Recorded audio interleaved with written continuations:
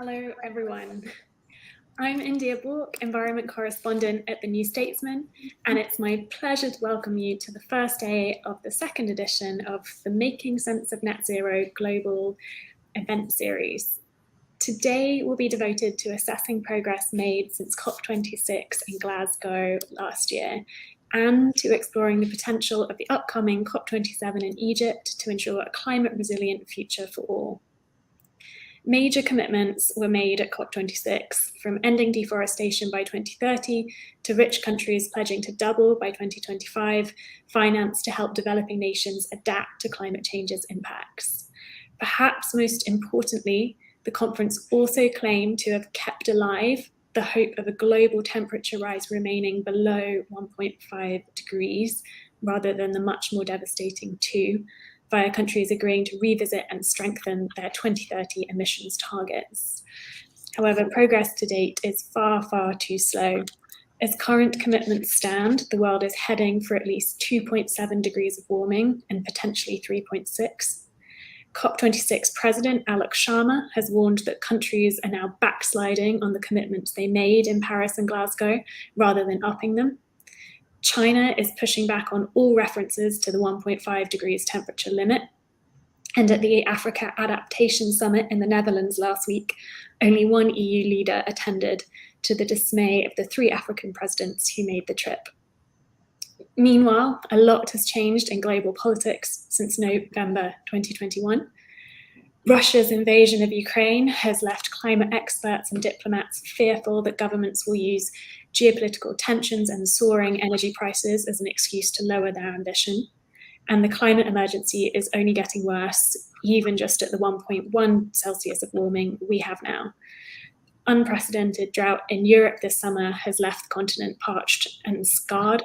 In America, the current heat wave blast in California is set to go down as the worst in state history.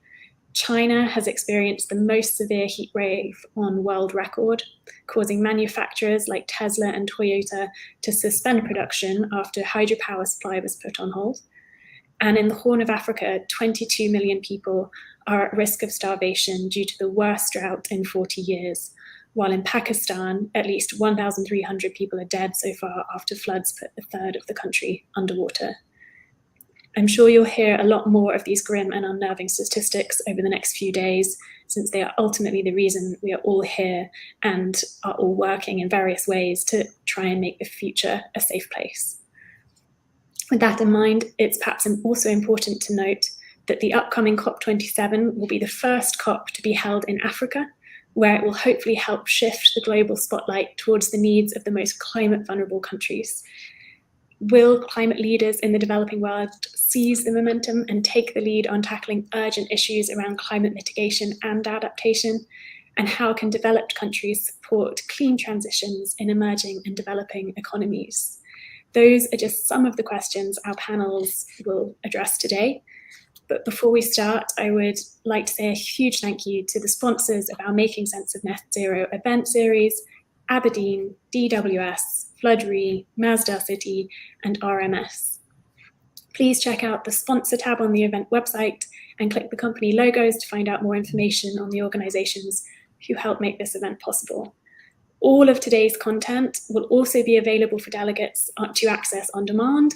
You will be able to do so from tomorrow by relogging onto the event platform and clicking the On Demand tab, then scrolling for the session you wish to play back. We would also really like you, our audience at home across the world, to get involved throughout the event. Please submit your questions for our speakers at any point during the day via the Ask a Question button on your screen. Please also remember to use the hashtag Making Sense of Net Zero when posting about the event on social media. We would love to hear your comments and feedback. Right, let's get started. First up is our fireside chat with Andy Board, CEO of Flood Re, who will be in conversation with Philippa Nuttall at the New Statesman for the next half hour. I will come back for the first panel following this session, but in the meantime, I'm leaving you in the company of my colleague Philippa and our special guest, Andy Board. Thanks, India, for that slightly depressing introduction, but hopefully we might be able to bring something slightly positive to today's discussion. So, Andy, thank you very much for being with us today. Before we get started, I'd like to invite our audience to be involved in today's sessions. If you have any questions at any time, please submit them via the Ask a Question button on your screen. So, Andy, as India said, you're CEO of Flood Re. Flood Re is a government-supported reinsurance scheme aimed at making the flood cover part of household insurance policies more affordable. And as India said, we've witnessed a summer everywhere in the world virtually of extreme weather events, from flooding, heat waves, droughts. And so this discussion feels particularly pertinent today. So perhaps to start with, you could give us an overview of the linkages between the work you're doing and the extreme weather that we're experiencing from climate change. Yes, of course. Excuse me, and good afternoon, Philippa, and thank you for the opportunity to have a chat this afternoon. Excuse me, bad times and get a frog in my throat, apologies. So perhaps if I start with a little bit of introduction about Flood Re, because I think that positions the discussion really well. So Flood Re, as you say, is a joint initiative between the UK government and the insurance industry with two very distinct purposes. The first is to promote the availability of affordable home insurance for those people living at the highest risk of flood across the UK. And the second is to manage over our lifetime, because we're a time-limited scheme. We will cease to exist in 2039. Manage that transition so that the market, when we exit in 2039, is still able to offer affordable home insurance in a manner that reflects the risk that prevails at the time. And the way we do this is we sit in the background. We collect £135 million every year from UK insurers, and insurers that are then writing home business have a decision about whether or not they want to pass the flood element to us at Flood Re. If they do, they pay us a premium, and that premium is based only on the council tax band. Now in the UK, council tax, and every property has a council tax, is a proxy for value, home value. So we don't actually assess the flood risk at all. Therefore, insurers, by design, are passing us the riskiest flood households in the UK. The end result is that we are effectively cross-subsidising that premium. We're making home insurance substantially cheaper for those people at the highest risk of flooding that previously possibly couldn't get home insurance. And let me just put a few figures around that to help explain. Before Flood Re existed, and we were invented and went live in April 2016, only 9% of people could get 2 or more quotes on their home insurance. We're now in a position today where 98% can get 10 or more quotes. So it has been completely transformational. Now that only matters if those quotes are affordable, and I'm delighted to say that they are. And we've seen that 4 out of 5 households, again, looking at those people with a prior flood claim, have seen a saving of 50% or more on their home insurance. And the excess, called a deductible in some countries, the amount that you have to pay towards your claim, is also capped at £250, whereas previously that could run to many thousands of pounds. So people were effectively uninsured. In terms of the number of customers that we've helped, last year, for the period to March, over 250,000 customers had a policy backed by Flood Re. And since we went live in April 2016, over 500,000 customers have benefited from a policy backed by Flood Re, i.e. a home insurance policy that they either wouldn't have been able to get or possibly wouldn't have been able to afford before we came into existence. And just briefly on the second part of our purpose, and I'm sure we'll come back to this, Philippa, that transition objective, when we were set up, it was recognised that we are what you might call a sticking plaster solution. It's not a long-term solution. We've got to work with the market, with other stakeholders and with government to continue to drive down flood risk, to manage and reduce the cost and trauma of flooding when it does occur, and ensure that an efficient market continues to prevail. And that's how we characterise our objectives within that broad transition objective. Thanks, Andy. That's very clear. And looking at the work you do, this word resilience crops up a lot in terms of both the market, but also in terms of people's houses and making them more resilient. And perhaps you could explain a bit more what you understand by this word resilience and the importance of it for managing the impacts of climate change. Sure, absolutely. And I think it's critically important. In India's introduction, she spoke about some of those really, and I genuinely believe they are some quite scary facts. So we've seen some really extreme weather in the UK this year with the drought and the water shortage. We only have to wind the clock back 12 months and we saw really extensive flooding across Western Germany and Belgium, had surface water floods in London. And so you can see quite how quickly it changes. And with climate change, those severe weather events will get more severe and they will become more frequent. So what we're seeing at the moment, up to and including the huge devastation in Pakistan that we're seeing, is a consequence of the carbon that's already in the system, the climate change that has already happened. So we shouldn't kid ourselves that this is a problem that's just for the future. It's critical that we have to adapt now. So turning to your question, the way we look at resilience, and I look at resilience, is it's the capacity and the capability of people and places to plan for, to better protect, to defend against, and to recover from flooding, and indeed from other climate-related perils. But our particular interest is flooding. It's interesting, and perhaps we'll get into this in the questions later on. Some of those resilience initiatives actually have a dual benefit. They can make property and infrastructure more resilient against flooding, but also against the sometimes equally devastating effects of extreme heat or drought.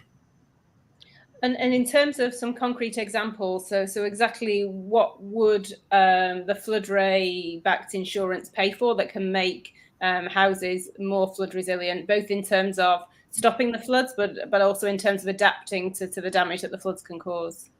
Yeah, and it is that adaptation that's absolutely critical. And we recognised when we went through our first review of the Flood Re scheme, and we do that every 5 years, that was a real opportunity to prompt the insurance market to look at this in a different way. So moving away from the situation where if you're insured, and it is really important, and we absolutely encourage people to be adequately insured, if you're insured and unlucky enough to be flooded, to simply put you back into the same state as you were before means that you're no better protected against flooding than you were before. And as I said earlier, climate change means those flood events are going to be more frequent and more severe. So what we did was introduce a concept called Build Back Better. And I'm delighted that since April, we already have 5 headline insurers that are participating in the scheme with us. And what it means for customers of participating insurers is if they are flooded and they go through their insurance claim in the normal way, then they will be assessed and up to £10,000 worth of investment will be available to make those people, those households, more resilient against future flooding. And that might be, and it'll always be bespoke and assessed as part of the claim to the individual home, but that might include items such as flood-resistant doors that do as they imply, keep the water out when the rains come. Technical changes such as covers that deploy to close air bricks so that you haven't got holes into the ground floor of your property. Or it might be more structural changes, so raising electrical sockets higher up the wall, so when flooding happens, it doesn't need a complete electrical rewire. And what we've seen, and we've got some really interesting, indeed really compelling case studies of both residential property that we cover, but also businesses as well, that have invested in those so-called property flood resilience measures. That means, in one case, to quote a real-life example, a family that previously were flooded were out of their home for 18 months. they incurred an insurance claim in excess of £50,000. They were then unlucky again to be hit by flooding once more. But on that second event, they were out of their home overnight. The following day, literally with a mop and a bucket, they got the home completely inhabitable again and were watching television that night with a £0 insurance claim. And it's easy for me as a reinsurer to get lost in the financial side of it, but I do really want to stress that it's the human impact. The trauma of flooding is horrendous. The water isn't the water that comes out the taps. It's brown, it's smelly, it's horrible. And being out of your family home and a period of 15 to 18 months is not uncommon to dry out and remedy the home. If we can avoid people going through that trauma more than once, that absolutely is where insurers can help to make the UK housing stock more resilient. Sure. And you said that the Flood Re has a lifetime until 2039, and the market needs to be ready to sort of pick up the work you're doing by 2039. Do you feel that the market is on track to be ready? I mean, 2039 is on the one hand quite a way away, but there's obviously lots needs to be done before then. Are we on track for that, or does there more needs to be done so that once you leave, there isn't a gap and people don't then fall and are unable to insure their homes? I think we, and when I say we, I mean all the various stakeholders. So Flood Re is a small organisation that doesn't actually own any of these levers, but we do have a great convening power and opportunity to influence others. I think the course of action and the direction is well understood, and it's a combination of things, as I say, reducing the risk of flooding, reducing the impact of flooding when it does occur, and ensure that market remains competitive. What I would say is that it needs faster deployment. It needs to accelerate in terms of that activity. So Build Back Better is a great example of where we've been able to challenge the insurance market, do things in a different way. And I'm delighted that insurers have actually started to step up to the plate and embrace that. But that's not enough, because that's just the tip of the iceberg. If all we're doing is making homes that have previously been flooded more resilient, that doesn't change everything. Likewise, when government committed in 2020 to double the investment in flood defences to £5.2 billion over the subsequent 5 years, that's a really positive step in the right direction. It faces into the threat that exists, but that's actually about holding the risk level broadly the same. For us to be able to exit, we need to see that flood risk come down. We need to see the more aggressive deployment of property flood resilience measures, and we need insurers to also continue to take part in initiatives like Build Back Better. And in terms of planning in the UK, how good or bad are the planning laws now in the UK in terms of houses being built, not just in areas that may flood today or tomorrow, but we had a report that came out this week that suggested that given the ice melt in the Arctic, that flood levels could rise much quicker, sea levels could rise much quicker than previously expected. Is the government factoring this in, or is this another step that needs to be taken in the coming years? So I think if I can take that in a couple of different parts, you're absolutely right that we as a society need to make sure that we're not making the problem worse. And that's therefore about building homes in the right place and building them to the right standard consistently and enforcing that activity takes place. We are making significant progress actually on the standards, so making sure that properties are being built and specified in a resilient manner. Where there's more to do is the appropriate enforcement to make sure that has actually happened in line with the original intent, and it doesn't accidentally get changed through future change of ownership, for example. On the planning side, we've seen some really positive changes in the last couple of weeks with the new planning policy guidance, which puts resilience and the consideration of future risk more central to the planning process. I think to your earlier question of is that enough, it's definitely in the right direction. That has to be augmented with additional capacity, additional capability and investment within local authorities that are responsible for these planning decisions. If we continue to build homes in the wrong place, or if we build them to the wrong standard, they will now be subject to the flood risk that we're seeing now, and obviously be subject to the higher flood risk that we will see into the future.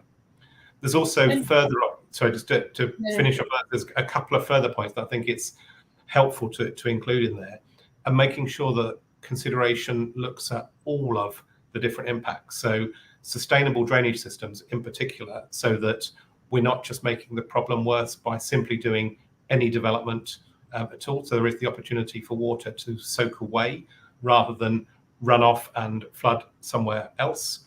And also making sure that as new developments are put in place, the current approach where there is the right to connect to the existing sewage systems actually has adequate consideration for the capability and capacity of those systems. That's been in the news a lot recently because of the discharges into the sea where local systems couldn't cope. This is a whole ecosystem that is linked together. We can't just consider one element in isolation. And in terms of the costs, I mean, you mentioned the insurers paying money towards flood raters, so you've got this sort of background pool to feed in. But can you give us a sense of what would the costs be to individuals, to society, to insurers if this work isn't done and we don't start both mitigating emissions and adapting so that houses are less prone to flooding?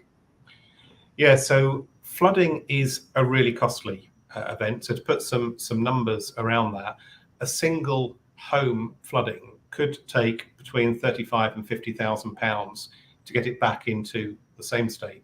I've already identified that it's important to invest to make sure that it's actually put in a better state, a more resilient state into the future.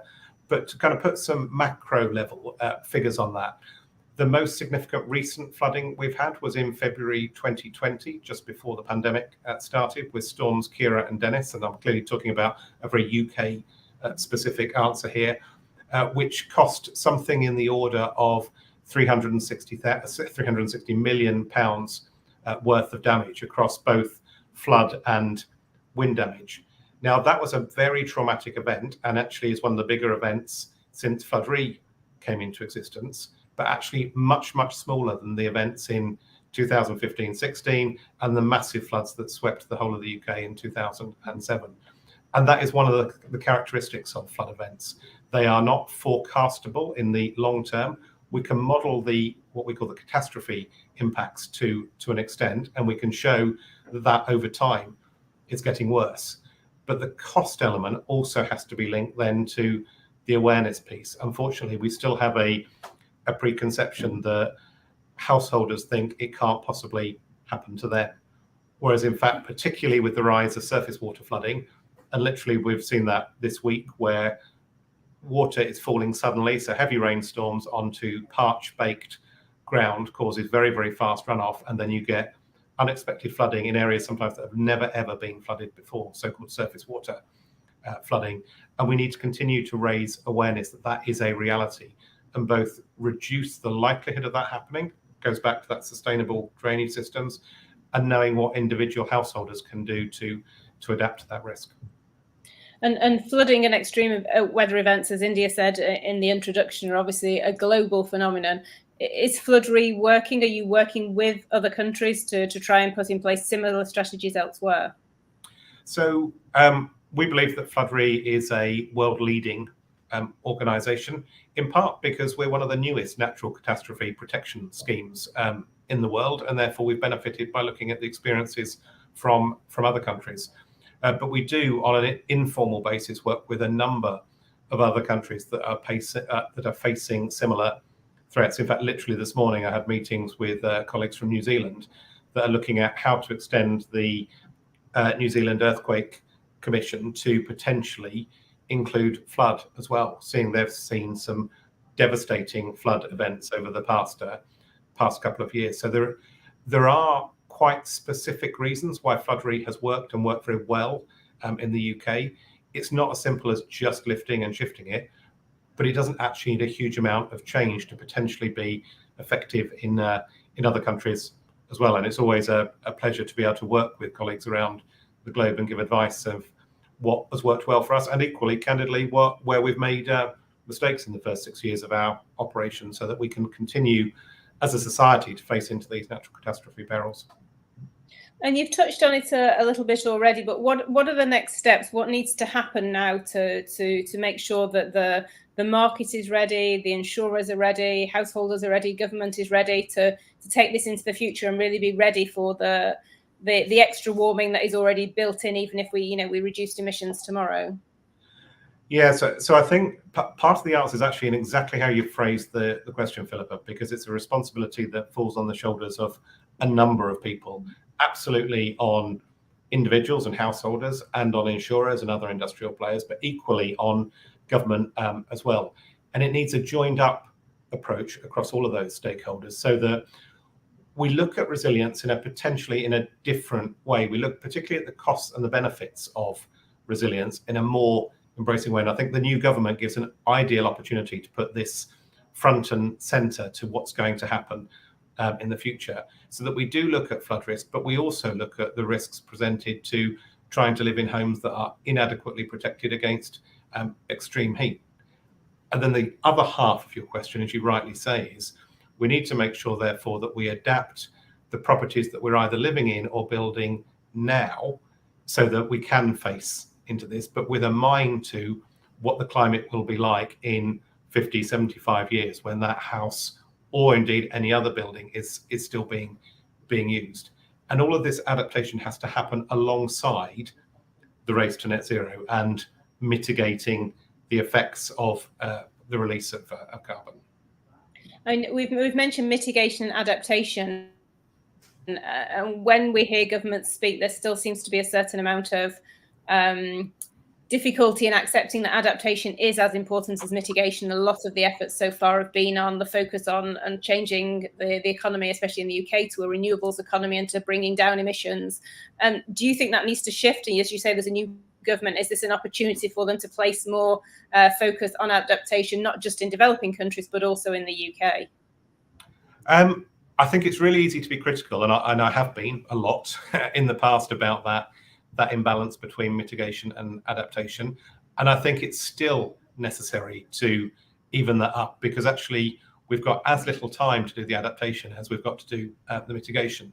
What I would say from a glass half full perspective is round about COP26 last year, we did start to see a shift in that direction. I think being personal about it, the changes we've made and the UK insurance industry have embraced with Build Back Better are concrete, tangible examples of doing things that can make a difference in that space. But we absolutely need to do more of it, and it needs to accelerate. So I think, yes, we're getting there, but I'd like to see it evened up even further. And in terms of the fact there is a new government in place in the UK with a new Minister for Energy whose credentials in terms of climate, certain people are slightly concerned about where he stands. What would you like to see from the government now? What would your advice be if you had an audience with the government tomorrow in terms of supporting the work that you're doing and making sure that this work continues into the future? I would say it's about being bold, and it's about being all-encompassing and recognizing that the climate threat that we face can't be tackled by doing piecemeal kind of interventions. It is worrying when you hear people with a track record of having a less favourable approach to how we're going to address some of these climate challenges. But I'm hopeful that by being appropriately informed about the urgency with which we need to make these changes, we should see some positive moves. So I'd say, let's make it all encompassing. Let's look at resilience in a different way. So look at the costs and the benefits in the realm, because I think that presents a really big opportunity to identify new sources of investment, both public and private, that can make us better prepared against the climate threat into the future.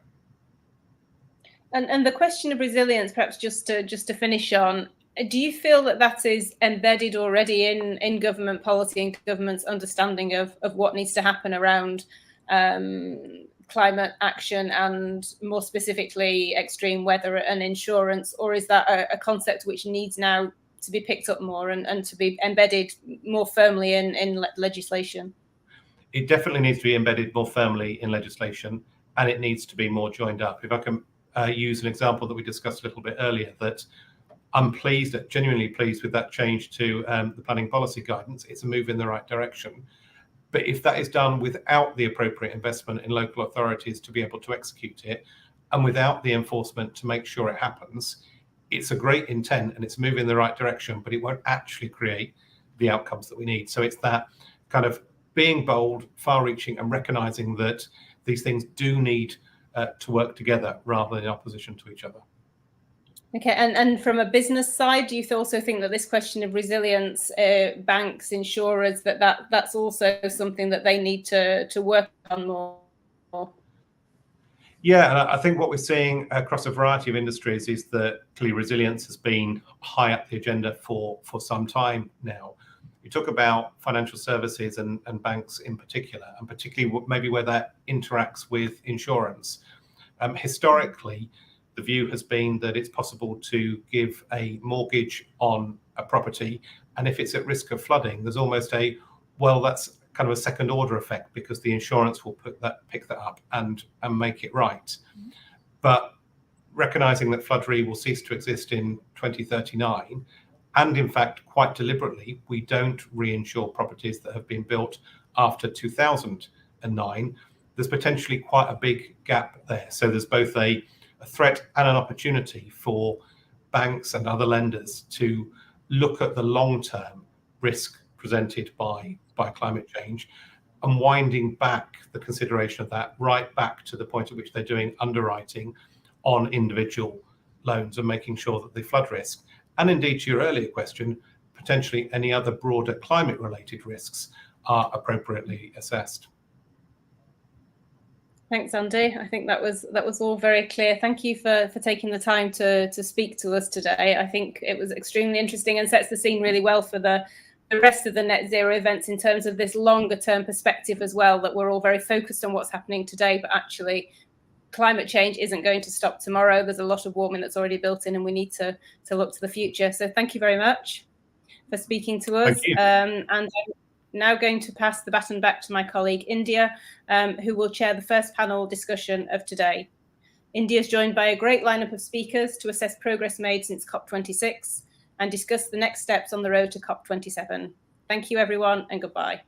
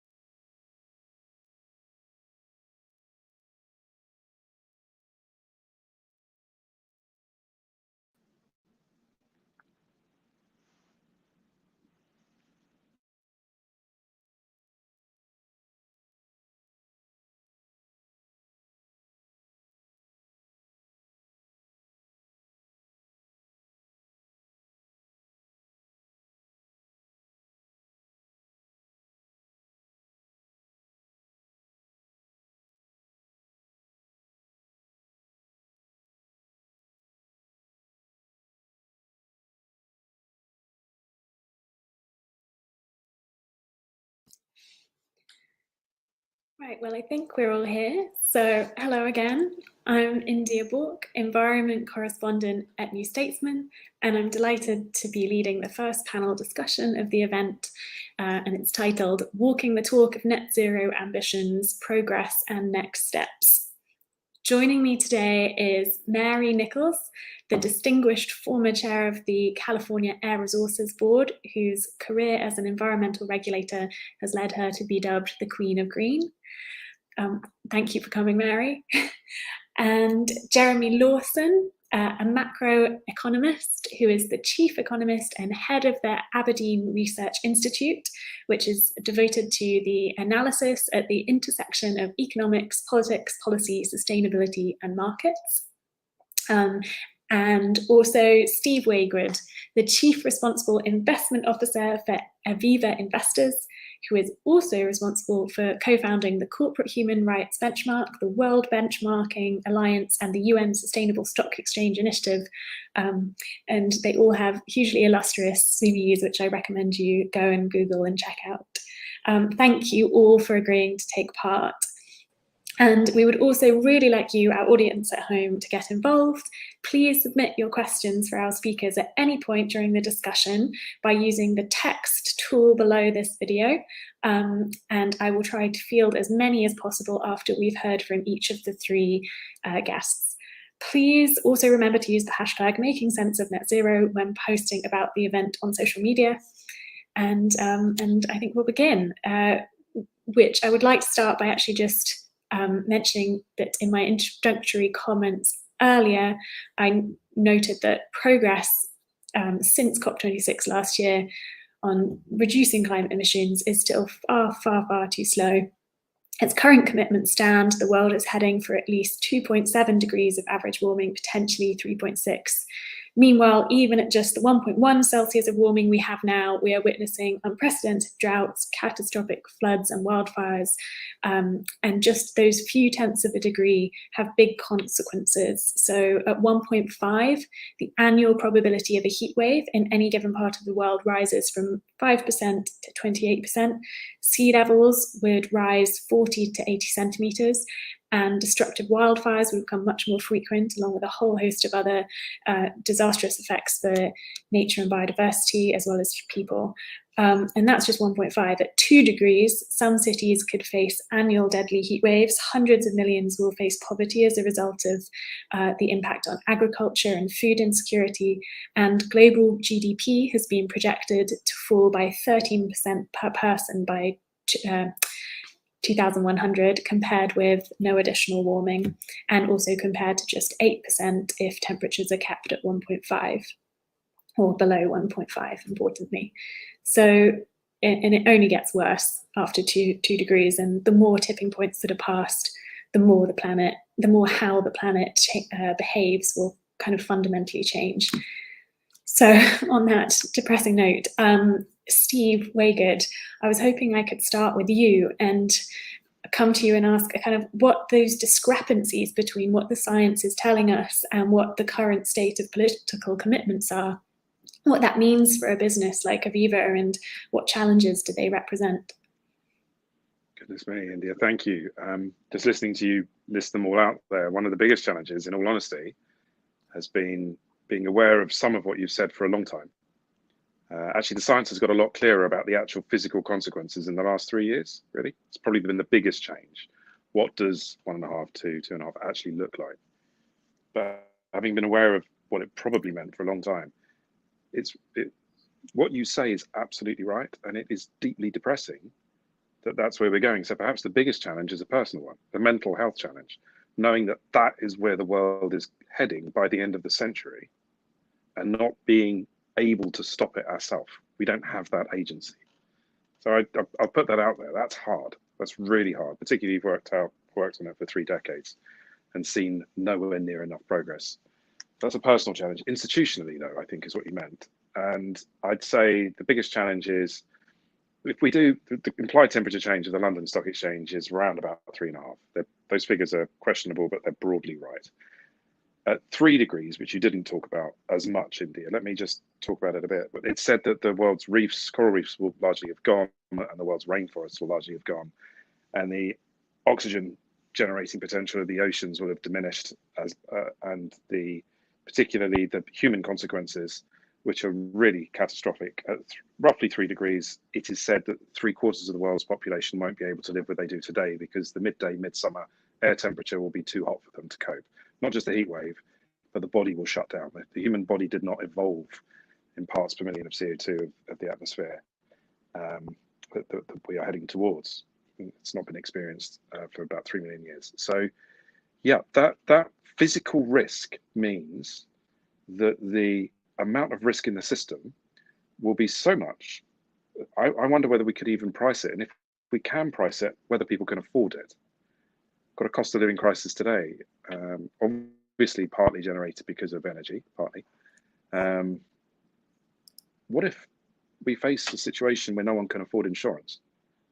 It means that then all mortgages in most mortgages in most markets are in default. What about corporate insurance or specialty insurance? The same for supply chains is true. So that then means credit ratings start unraveling, and that's a financial stability Minsky moment potentially, or a financial stability crisis. Probably Minsky moment would have happened by then, where a rapid readjustment in prices happens. That's a definition of Minsky, so rapid that an enormous amount of value is lost in a very short space of time, and people find it very hard to bail out. So the financial crisis, generated as it was from just 8% of the US mortgage market, which was subprime, what I'm really talking about, and what we're quite worried about, I mean, deeply concerned, I should say, actually, by the end of the century, what happens to the insurance business model? We're okay for now, but all the time that the politicians don't deliver on the promise, the political reality is far removed from the political promise. The economic reality is not yet delivering. You know, that delta is terrifying because it makes the job harder as we progress to then decarbonize at anything like a 2050 net zero trajectory. It's really worrying, India. So sorry to kind of continue on the depressing note, but yeah, you're absolutely right. I think you're on mute, India. Thank you. What kind of challenges does that context represent for your role in particular, or your sector? We've got a governance challenge. How do you govern an institution to deliver net zero commitments? You've got a data challenge where the data itself is evolving. Even the standards and the methodologies, we don't yet know how do we measure a net zero commitment in relation to sovereign, for example. That methodology been a lot of work done on it. It's not yet concluded. So every bank, every investor, every intermediary, every stock exchange that's made a commitment to be net zero, it's an ambition. It's not a cast iron promise, it's an ambition. And the promise is that if we individually don't manage to deliver it within our own businesses, we'll disclose why not. My great fear is that we'll all be disclosing that the reason why we haven't managed it is governments haven't, in the jargon, internalized the externality, or to put it simply, made the polluter pay. Basic environmental economics is that until it's in the cash flows of the companies that pollute, it's not going to affect their cost of capital, and therefore won't affect capital allocation decisions on the macro scale. And what we see at the moment is enormous short-termism in the industry, which continues to focus on the next month, year, and maybe 3 years, arguably at best, most of the time, when it's doing discount cash flow analysis. So the world is changing rapidly and not in the direction we need it to. And what change has there been since COP26 last year? How has the commitments made last November impacted banking and investment decisions to date in the 11 months since? At one level, it hasn't really. I'm going to come back to that, but if they had, the political reality is the UN Framework Convention on Climate Change, at each of its COPs, the governments come together and they make a promise. Last year, they promised to try and keep 1.5 degrees alive. And the political choreography was that, oh, we just about managed it. It's nonsense. It's complete nonsense. perhaps plausibly, there is still a chance that we might only change by 1.5 degrees. The percentage probability, according to some of the stats that we've been given for scenarios, is about 15% likely that we actually stay within that boundary. This is not a likely scenario. We're much more likely to go way north of the Paris Agreement, according to the economic data that we've been looking at. The figures will be published. It is absolutely the case that the UN is a set piece. It's choreographed. It's a political negotiation, mainly by foreign ministers. It's the finance ministers and the finance ministries that should be internalizing the externality. And in most markets, pretty much everyone that signed the Paris Agreement, most of the markets are north of 2 degrees. In fact, I can't think of one that is south, probably Bhutan or something. But it's not enough for a foreign minister to make a promise and then have it endorsed by a head of state. The finance minister and the central banks need to come back and change fiscal measures, so change a tax, increase a tax on the bad stuff, subsidize the good better, change, for example, the cost of carbon in emissions trading schemes, that's called a market mechanism, or standards and regulations. So again, you're internalizing the externalities. We also need to see institutions like mine, all of ours, need to produce a transition plan. And at the moment, only very few have. None of the supranational agencies like the World Bank or the OECD and IMF, FSB, none of them have produced a transition plan themselves. So we currently have an international financial architecture, which was designed mostly after the Second World War to deal with world peace, actually. Honestly, it was Bretton Woods in 1944 was to promote world peace by encouraging countries to trade with each other so that two trading partners would never go to war because both would lose. That was the thesis from Keynes and others at the time. Now, the reality is at the moment, the structure of markets and the way that trade is powered is a fossil fuel basis, largely, not entirely, but fossil fuel basis, that is now more likely to lead to billions of people having to migrate by the end of the century. Now, we know what happens when just 14 million people migrated from Syria across Europe, what that did to the politics in the UK, as well as what it did to Denmark, Norway, Germany. I could carry on. That was just 14 million people. So I really worry that the current structure of economic growth by the end of the century is more likely to lead to a third world war than stop it. It might sound like hyperbole, but it's no more hyperbolic and no less true than the statistics that you introduced at the very beginning, India.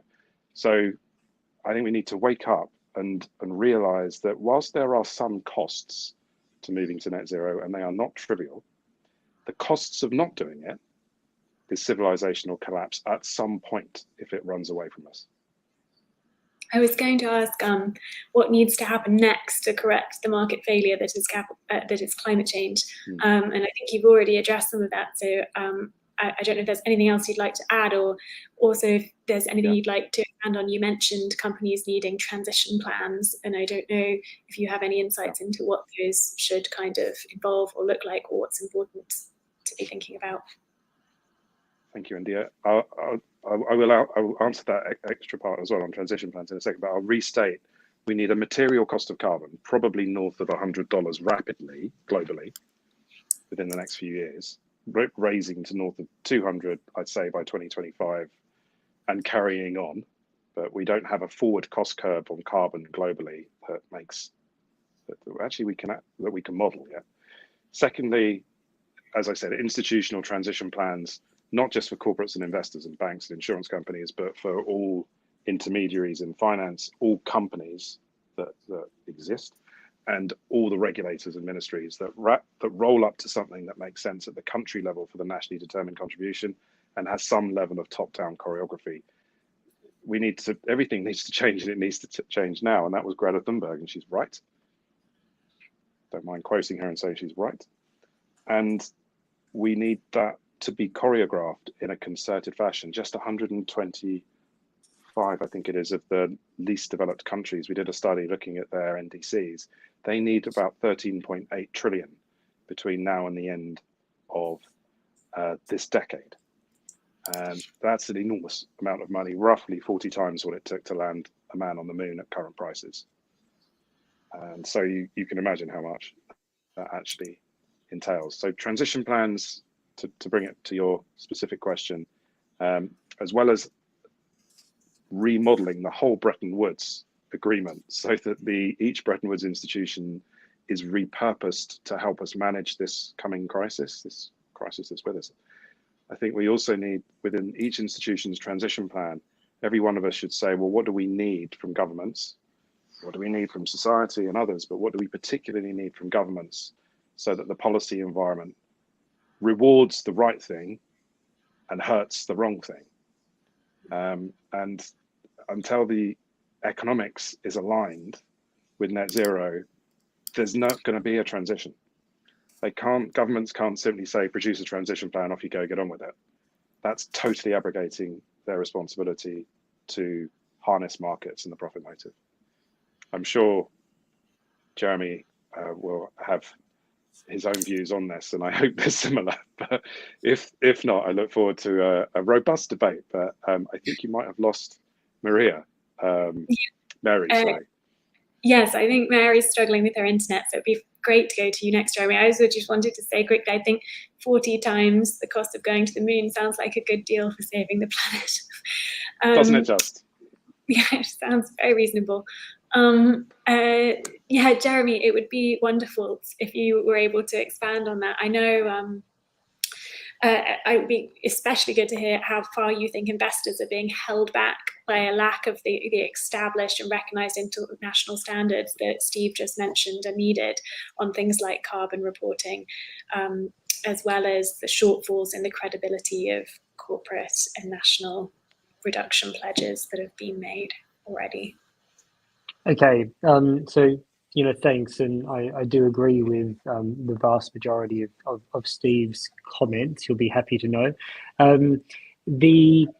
Maybe I'll start with a touch of optimism, which is unusual for me, but just because of the sheer negativity of what has preceded my comments.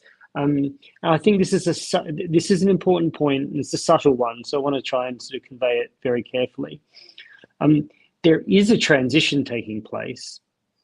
If you look at the last 5 years, every year, the amount of additional energy-related investment that relates to clean technologies has been significantly exceeding the amount of investment devoted to low carbon technology, to fossil fuel intensive technologies. We have been seeing. I was just wondering if you knew any more stats on that. It's a very interesting comparison. Well, yes. So, for example, in the most recent IEA World Investment Report, the figures that they cited were that in 2021, 75% of the additional energy-related investment was in renewable or low carbon technologies. So 75%. So it's very significant.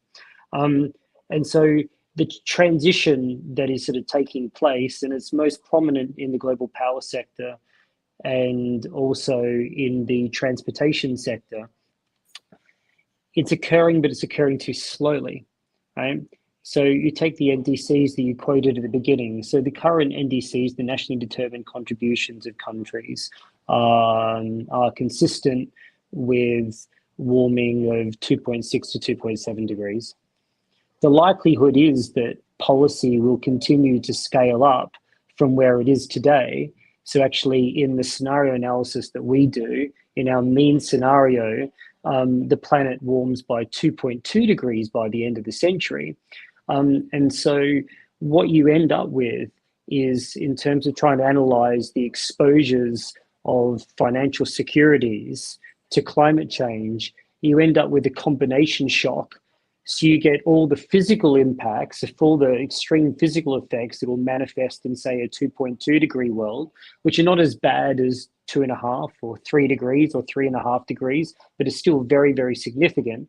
And on the other hand, you get transition effects that are not as significant as you would get in a 1.5 degree world or a below 2 degree world, because the transition is slower than would be consistent with that, but still quite a meaningful sort of transition So, for example, by the middle of the century, you would expect sort of more than half of global power to be coming from renewable or zero carbon sources. That's nowhere near enough, but it is a significant change from where we are today. And where that matters a lot for our industry in terms of how it allocates capital is that it's very difficult for us to allocate capital as if we were going to be in a 1.5 degree world, because asset prices will naturally align with the world as it is, not the world as we want it to be. You know, as Steve said, right, if the externalities from pollution are not internalized through a combination of carbon pricing and can command and control sort of regulations that effectively force that sort of change, or at least to the degree that is necessary, then the incentives to pollute more than is optimal will continue. And then firms like ourselves, what they'll do is they'll allocate capital along a slower transition path, not the more rapid transition path that is necessary. So effectively everything becomes sort of consistent with something that is insufficient for Paris alignment, even though it is also likely to be better than the more extreme hothouse outcomes that you're likely to see.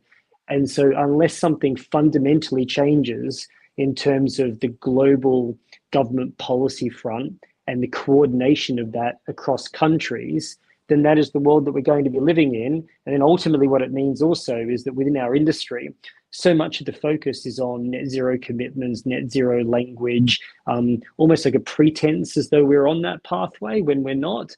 But increasingly, the language is going to have to shift to adaptation. There's going to be, trillions of dollars of investment is going to be needed just to adapt to a 2 degree world, sort of let alone 2.5 degrees. And that's going to become a really sort of fundamental sort of driver of sort of market activity, I would suspect, particularly as I think that the industry is sort of forced to really sort of evaluate or confront the likelihood that 1.5 degrees is increasingly out of reach.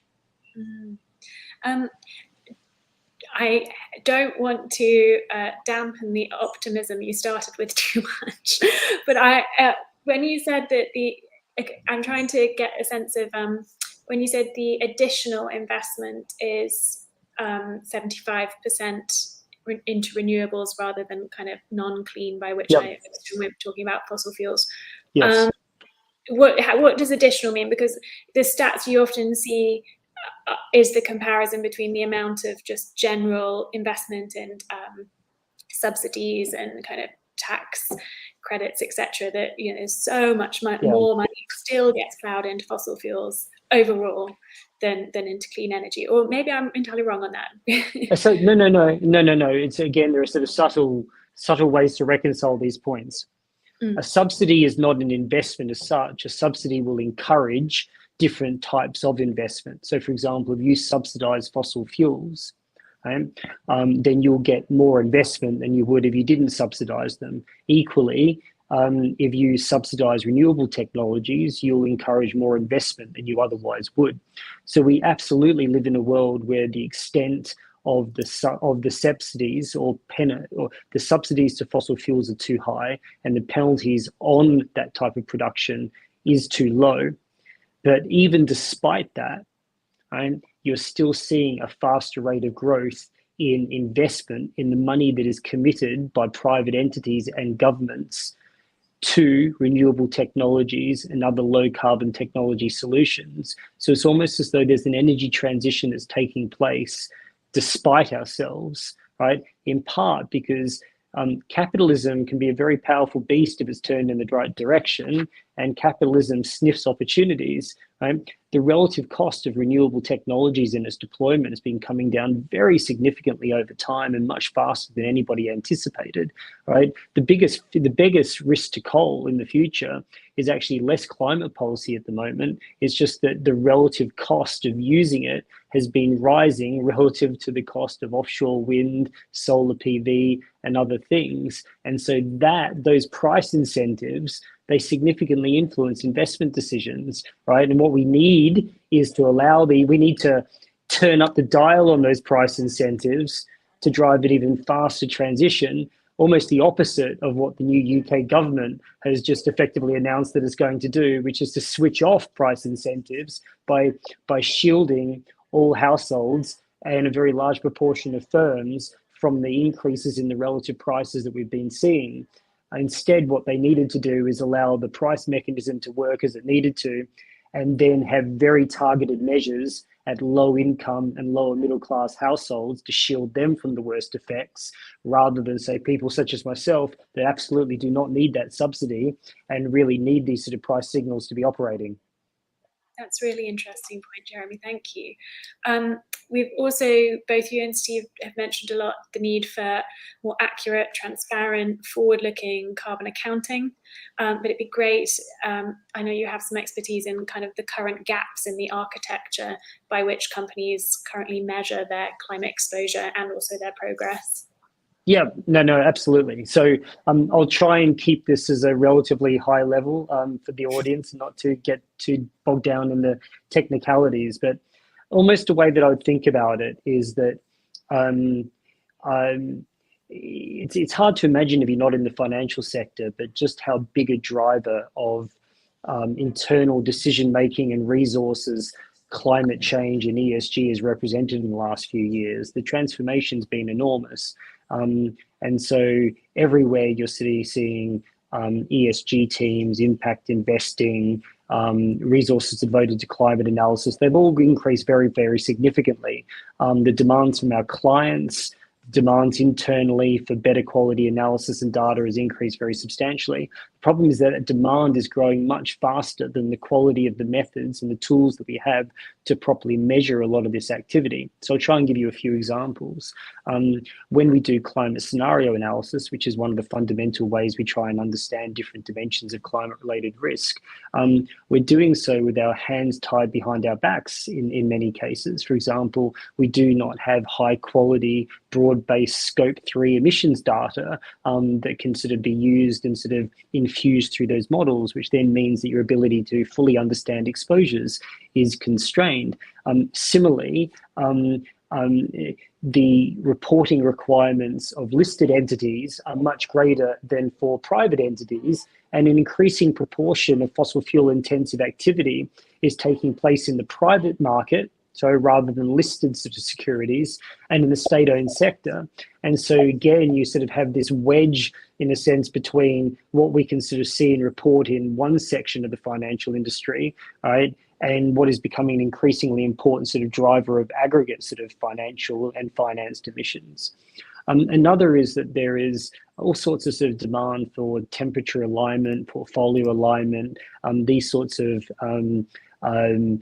science-based targets, initiatives that are designed again to help us sort of understand what pathways either individual firms are on or portfolios are on, but the methodologies that are underpinning many of these things have some really significant flaws.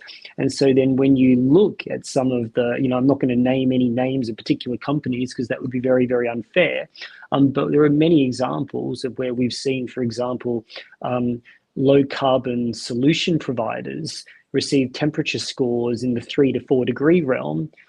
Meanwhile, very high, fossil fuel intensive firms with very weak credible plans aligned or assigned very low temperature alignment scores. So there's this very well-known saying in economics or in any type of modeling, which is junk in, junk out. And I'm very fearful at times because what I see is a lot of junk in that then compromises the outputs. If those outputs are compromised, then capital allocation will be compromised.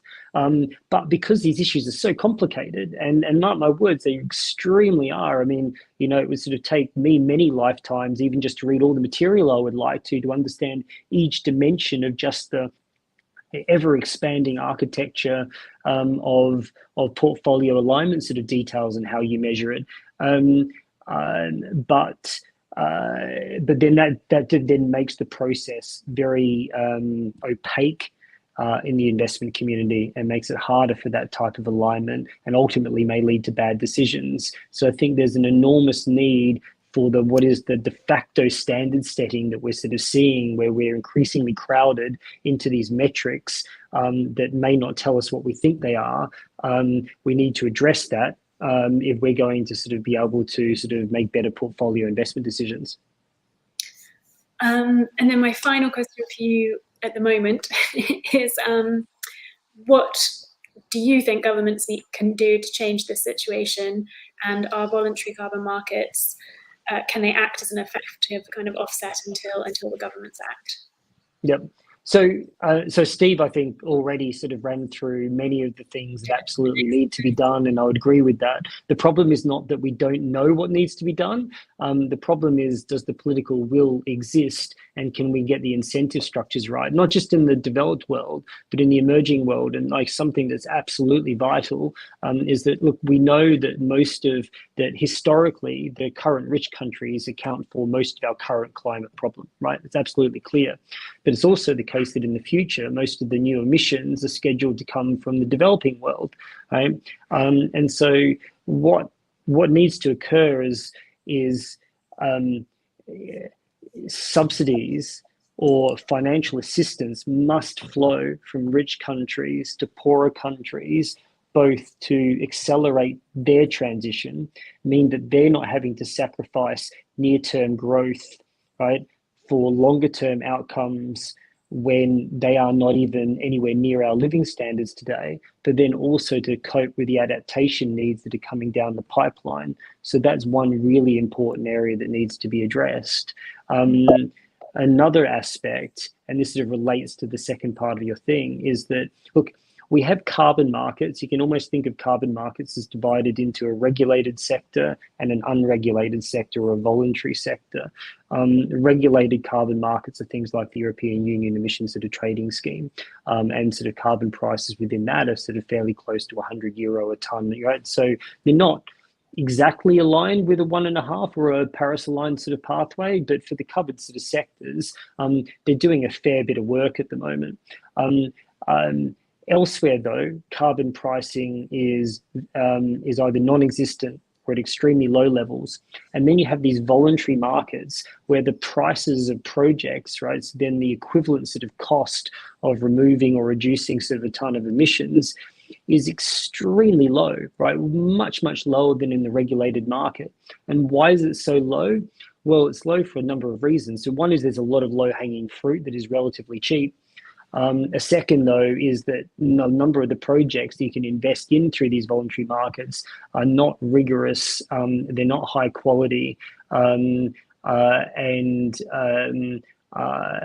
not additive. And so what that can do, though, is it can encourage sort of firms to take the cheaper option through offsetting, right, in a misleading way. And so it can sort of look like companies are closer to a net zero outcome or a net zero pathway than they really are.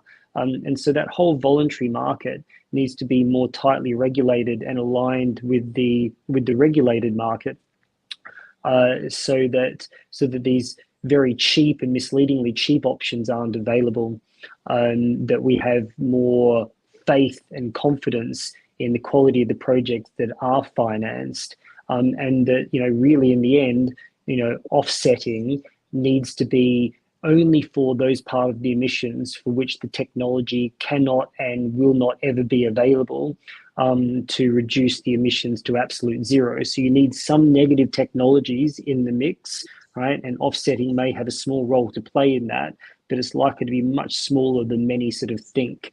And so it's a really important thing to address. Thank you. It's a hugely valuable point. We actually have a question from the audience for Steve, I think, and it's: how are Aviva getting the corporates they invest in to engage and educate the millions of SMEs and micro businesses globally on their huge complex supply chains, and to benchmark the total value chain impact on carbon reduction? Sorry, a long question, but an interesting one. Interesting indeed. I would say three things off the top of my head. So firstly, for our own customers within Aviva, so I work for the investment manager of Aviva. I work for Aviva Investors, but I've worked with colleagues in the broader group, and we've provided access to a book called Against Our Nature, which we wrote in the run-up to COP26 last year to explain why psychologically as a species we find this so hard to get our head around. I absolutely loved everything that Jeremy said, actually. I particularly loved the many lifetimes theory of analysis. which I completely agree with. There is so much here that you cannot hold in your head. It's like trying to imagine infinity. There's so much complexity here. We weren't designed to do that. But there are all sorts of behavioral characteristics, psychological characteristics, some of which pop up in economics too. And we sought to shine a light on that and help people understand why not enough action was taking place, and then gave a sense of what they might do. So Against Our Nature sounds like I'm plugging a book that we're actually selling. We're not. We're giving it away. Google it, and if you want one, just fill in the form and we'll give you one. Then there's Turning Talk into Action, which is 5 hours of CPD for the IFAs that sell our funds about what's going on here, not just on climate, but also on the Sustainable Development Goals and what's called the Sustainable Finance Disclosure Regulation, and there's all sorts of stuff there. So that's the suppliers of our product. But I think the questioner was also thinking about, what do we do with the companies we invest in, and encouraging them to then look at their own supply chain and educate them on net zero. And in that area, we built, it cost us a few £1 million, but we've helped build something called the World Benchmarking Alliance. It's now a civil society institution. I think it's based in the Netherlands. And for free, it ranks the world's largest companies on their impact on the SDGs. It is an impact measurement tool. And in their criteria, they look into the supply chain in a significant way. And if you're therefore a company that wants to do well, you're encouraged to then educate your supply chain about the SDGs in general, and goals 7 and 13 apply here about energy and climate change and the transition towards the Paris Agreement. So I've said all of that, but that's not our main job. Our main job is generating returns for clients over their time horizon with a fiduciary duty to look after their best interests. And I think the main job that we have is about, first of all, allocating capital in a way that protects them as much as possible from the extreme climate risk that might be coming. And then engages with the companies that are slow on the transition. And it's it's not the SMEs and the millions of suppliers in the supply chain that have been our main focus. It's been the 30 biggest emitters of carbon dioxide and methane that are listed globally, and that they're mostly in the fossil fuel extraction and production space, some utilities. I rather stupidly called it the Dirty 30 program internally a while ago. The name has stuck. Now, the whole point of the program is that we will engage with them to get them to do a TCFD report, there is a standard that has emerged in India, and that is it. It doesn't require a transition, but it requires a thoughtful approach to measuring risk. We also want a transition plan, and we want less CapEx allocated to new oil and gas exploration and production. And actually, Jeremy, I was just trying to see if I could find the figure you quoted earlier, which was very optimistic. And I do want to finish on an optimistic note, because there's a lot of optimism I actually have. Not yet. Let's not finish yet. But I wondered if that was OPEX and CapEx. In other words, operating expenditure and capital expenditure, or whether it's just the marginal additional spend. And the it's OPEX the marginal addition figures, it's the marginal addition CapEx. It's the new flow of investment. Which is great, and that does show is an early sign of a transition. But I would have thought OPEX dwarfs it for renewables still, which is just, we wouldn't argue for reduction in OPEX just yet, because that leads to health and safety and human rights concerns, as we saw in Macondo and in Texas and elsewhere over the last 15 years. Jeremy will know what I'm referring to. It's BP's history. Okay, so that's a long answer to that question, India, but I hope it's complete. No, it was very helpful. Sadly, we seem to have lost Mary. I know she was having a lot of technical difficulties before we began, so I am imagining they have continued. It's a great shame, because she is part of an absolutely fascinating new UN watchdog has a terribly long-winded name, I think, called the High Level Expert Group on the Net Zero Emissions Commitments of Non-State Entities. I think I've got that right. Essentially, it's the UN's greenwashing watchdog, and it's being chaired by the former Canadian Environment Minister, Catherine McKenna. And so in Mary's absence, I would love to ask each of you kind of what you see essentially it's been tasked with that mammoth complexity you mentioned. It's been tasked with trying to, I suppose, untangle some of that. And so I'd love to know what you would like to see it achieve and how likely you think it will be that it will have any success. So here I'm probably going to sound skeptical. There is no shortage of UN-related movements and organizations that are devoted to accelerating the transition path. But if you have no binding mechanisms, there are no penalties for cheating, for deviations, no teeth to the guidelines and the objectives being set, then they'll be violated over and over and over and over again. And so it's not to say that there can't be good that come out of those types of initiatives. There can be, but you have to really go to the nub of where the problem and the inconsistency lies.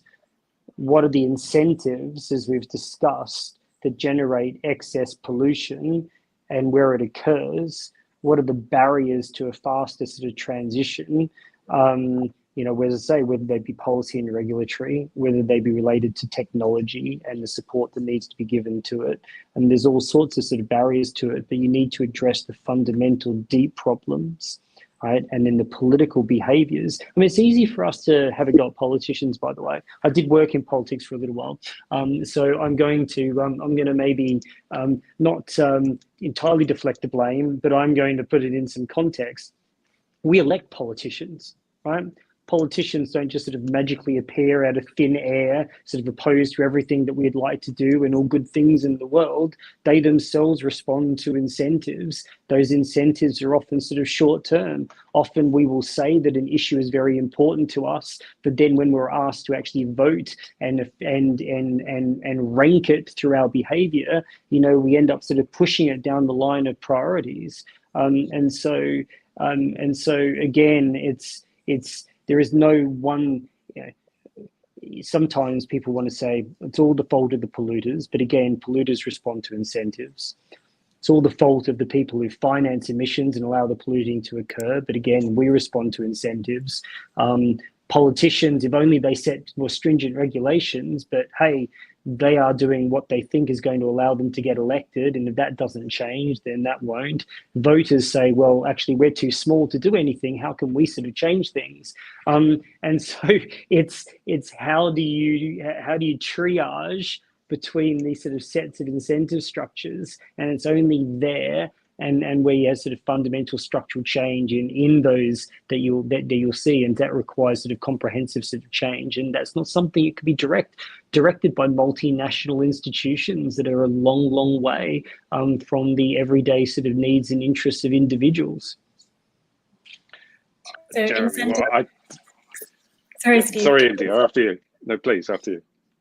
No, it just summing up. It seems like more incentives, but yeah, they're having. I don't know if this new body has any kind of punitive powers. I don't think it does. It won't. There's no way it will. There's no way. The UN was never mandated like that. The Security Council is the most effective bit of the UN, and look at the lack of agency it has actually. I want to build on Jeremy's brilliant point. The electorate obviously needs to elect the right kind of politician to properly understand this and promote the transition for all the right economic, financial, and cultural reasons, and human rights reasons. So we need long-term thinking, we need long-term action. But they're also consumers and investors. They also have bank accounts and insurance accounts. So the electorate can be active in all sorts of ways, and what they buy and where they fill up their fuel and what car they choose, and ground source heat pumps, and Jeremy made an excellent point, actually, politically difficult one to make around what Liz Truss is doing to squash what would otherwise be pretty effective price signals. But if Mary were with us, and she may actually be watching, I would say, first of all, focus inwardly, because the UN initiatives that Jeremy refers to, not many of them are actually net zero compliant themselves. The PRI, I helped the PRI write the principles back in 2004 and 5 when it was launched in 6. You don't have to be net zero to be a PRI signatory. You don't have to be committed to net zero. You don't have to be net zero to be a principle for sustainable insurance signatory or a member of the UNEP Finance Initiative. So, is the UN allowing the members of those initiatives to greenwash with the UN logo? Focus on your own brand first, and then focus on the countries that have signed the actual Paris Accord. And actually, in governance terms, we did not design the UN to regulate finance and markets. That's things like the World Bank, the IMF, IOSCO, the International Association of Pension Fund Supervisors and Insurance Supervisors, the Financial Stability Board, and so on. There's some really key, mostly Bretton Woods, but not all Bretton Woods institutions. Those are the ones that now need to be evolved to be compliant with the transition to net zero. That's how you harness markets. And I know we're going to run out of time in a second. So just to be optimistic, in the last 2 years, I have heard more C-suite of more finance institutions that matter get this. And the conversation that Jeremy and I have just been having would never have happened publicly, at least 2 years ago, never. So I think you're getting a lot more honesty because the science is so clear, the economics is so clear. Finance ministers are now kind of getting it, some of them a lot, some of them worried. Central bank governors are also, some of them getting it, some of them very worried. And that's been a quiet revolution in the last 3 or 4 years. Now, if we carry on, we might just do this, but we've got to put pressure on them, and we lend them your money. We invest your pension in sovereign debt. What are we saying when we give countries your money to them about their adherence to these things? Macro stewardship matters more than micro. Thank you, Steve. It was hugely relieving to hear you say that the conversation is at least changing in the last 2 years. Yeah, that's a deep relief to hear. Hopefully it changes even faster in the next 2 years. Still to come. That is all we have time for this session. Thank you so much, Steve and Jeremy. I could talk to you both for hours. Up next is our second panel discussion of the day, and that's titled Paving the Way to Net Zero Supply Chain Emissions. That's going to be chaired by Capital Monitor's Sustainable Companies Editor, Adrian Murdoch, and it starts right away, so please stay on the line. Thank you, everyone, and I'll see you again at the end of the day. Bye. Great session. Bye. Thanks. Thank you. Thanks, Jeremy. Thanks, Steve.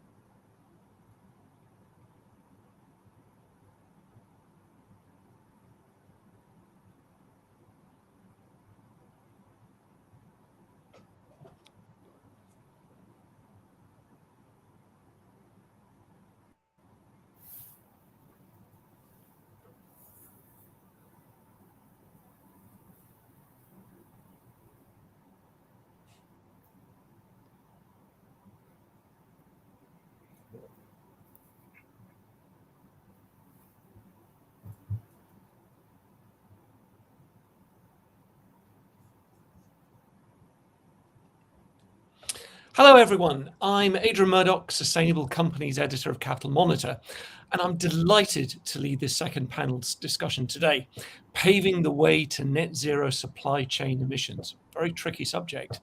But joining me today are a brilliant panel.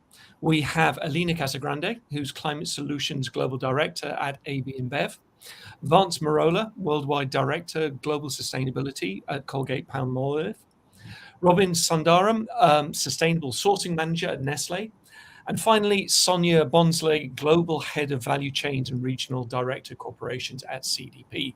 Thank you all for agreeing to take part.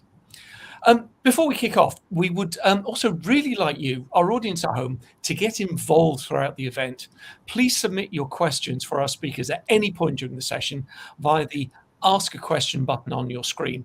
I'll try and field as many of them as I can. You can also ask questions anonymously, should you so wish. You can just click on the I icon in the question box. And please also remember, if you're using Twitter, use the hashtag making sense of net zero when posting about the event on social media. Anyway, let's get right into it. Scope 3 is a massive, massive subject. Could you put this discussion into some kind of context for us? What are companies doing to address Scope 3 emissions? Great, thank you. Well, let's be as candid as the last panel. In general, not enough. Let me put that into context for you. Supply chain emissions are on average about 11.4 times that of a company's operational emissions. And in some sectors that, it goes up to at least 27 times that of their operational emissions. So to truly take climate action, companies need to tackle that. Now, I work for a small not-for-profit organisation that collects climate data from thousands of companies from around the world each year. Last year, 11,000 companies disclosed to us. And here's what we heard from them. And these are the companies that do report to us. So quite a few that do. Of those that reported, of those 11,000 companies, only 20% of them reported the majority of their supply chain emissions, compared to 75% of them who are reporting operational emissions. In terms of ambition, we're 2 years into the decade of action, and over half the companies aren't reporting any target, and just let alone the supply chain one. And just 2.5%, that's 1 in every 40 of these targets were in line with science. In terms of action, only 38% of companies who disclosed reported engaging with their suppliers on taking action on their Scope 3, action on climate change in the supply chain. So that sounds quite sad and quite damning. I don't want to open on a really bad note, because there are leaders out there. A growing number of organizations, such as my fellow panelists, and other companies. For instance, we had just shy of 200 companies join the CDP Supplier Engagement Rating Leaderboard. This is where we assess companies' responses to see how well they're engaging with their suppliers. So these companies are trailblazing a path to truly meaningful action in the supply chain. They're building climate action into sourcing strategies and purchasing processes, balanced scorecards, and various others. So there are leadership out there, and some of them are taking really good action. However, quite sadly, they're in the minority at the moment. Well, hopefully this panel will start to show us what companies should be doing and what best practice is. But before we get into the details, Alina, maybe you could start and talk to us about how you can support decarbonisation across the whole supply chain. We'll get into specifics later, but how are you doing it? How is AB InBev doing it? Maybe just to explain why we are doing as well. I think Sonia mentioned many companies are getting started. It's still a few percentage of the companies that are reporting under CDP, but we need to start somewhere, right? So for ABI, in March of 2018, we had set up a science-based target that is aligned with the 1.5 degrees path. And through that, we committed on reducing our absolute emissions on scopes 1 and 2 versus the 2017 baseline, but also to decarbonize across our value chain and together with our suppliers as well. Since then, what happened was we decreased 28% in our operations, and especially driven by the increase of usage of renewable electricity in our portfolio and in our operations. But this means that as we decrease more scopes 1 and 2, this put a lot of more pressure on scope 3. So our scope 3 represents today 90% of our emissions, and it was 86% before. So considering that, and also considering the risks that we have identified into the future, we have decided to, last year, we have announced an ambition to achieve net zero across the value chain by 2040. To be able to go into that direction and to be able to deliver against this ambition, we are taking we are focusing the priorities in 3 key pillars.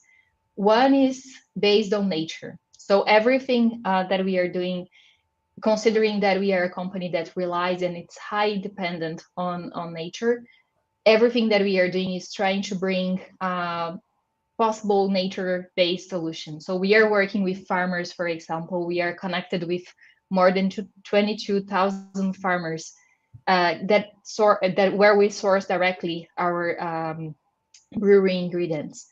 And with these farmers, what we are doing is trying to pilot and scale regenerative agriculture, for example. We are also working together with our local teams, implementing watershed protection, trying to also help and tackle climate change. This is one of the pillars. The second one is really trying to search for local impact and focusing on local impact. And thinking on that, what we are trying to do is bringing local innovation into reality. So for example, take the logistics case. So we know that to tackle logistics, we will have to find local partners that will help us to implement the infrastructure needed to be able to decarbonize, not only to increase efficiencies in our fleets, that is what we've been doing, but of course to help us to build into alternative fuels, for example. And lastly, I think is the key one, inclusivity. So thinking how we can collaborate with suppliers, with our retailers.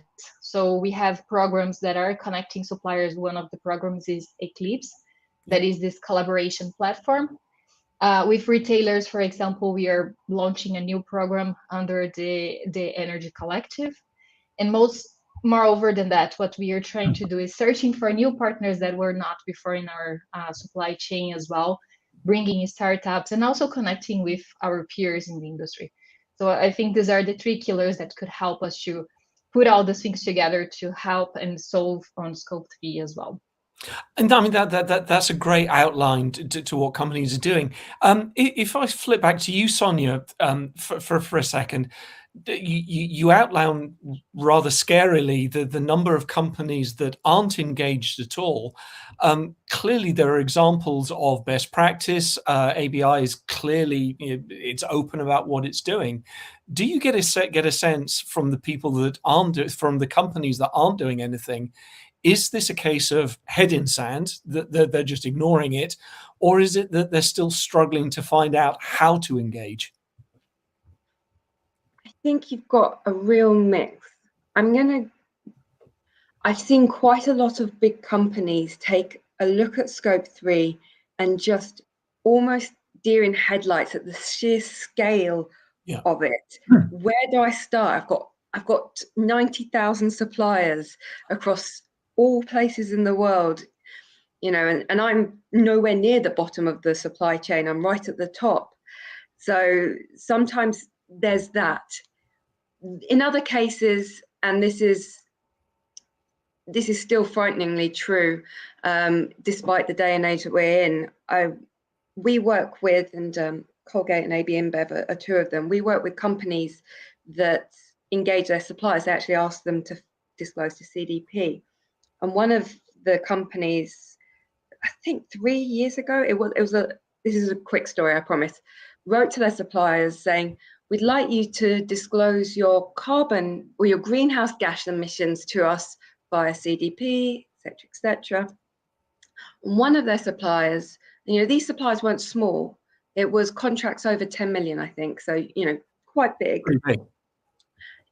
One of their suppliers wrote back going, "Thank you very much for your letter. However, I don't think this applies to us.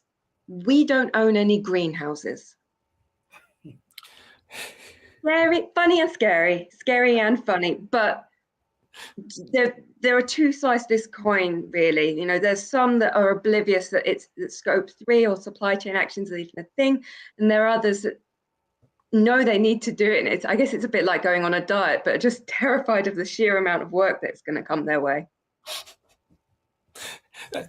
There's an analogy. Let's dig into it. I'm going to turn to you, Robin, and we'll start upstream. That seems to be a logical place to start.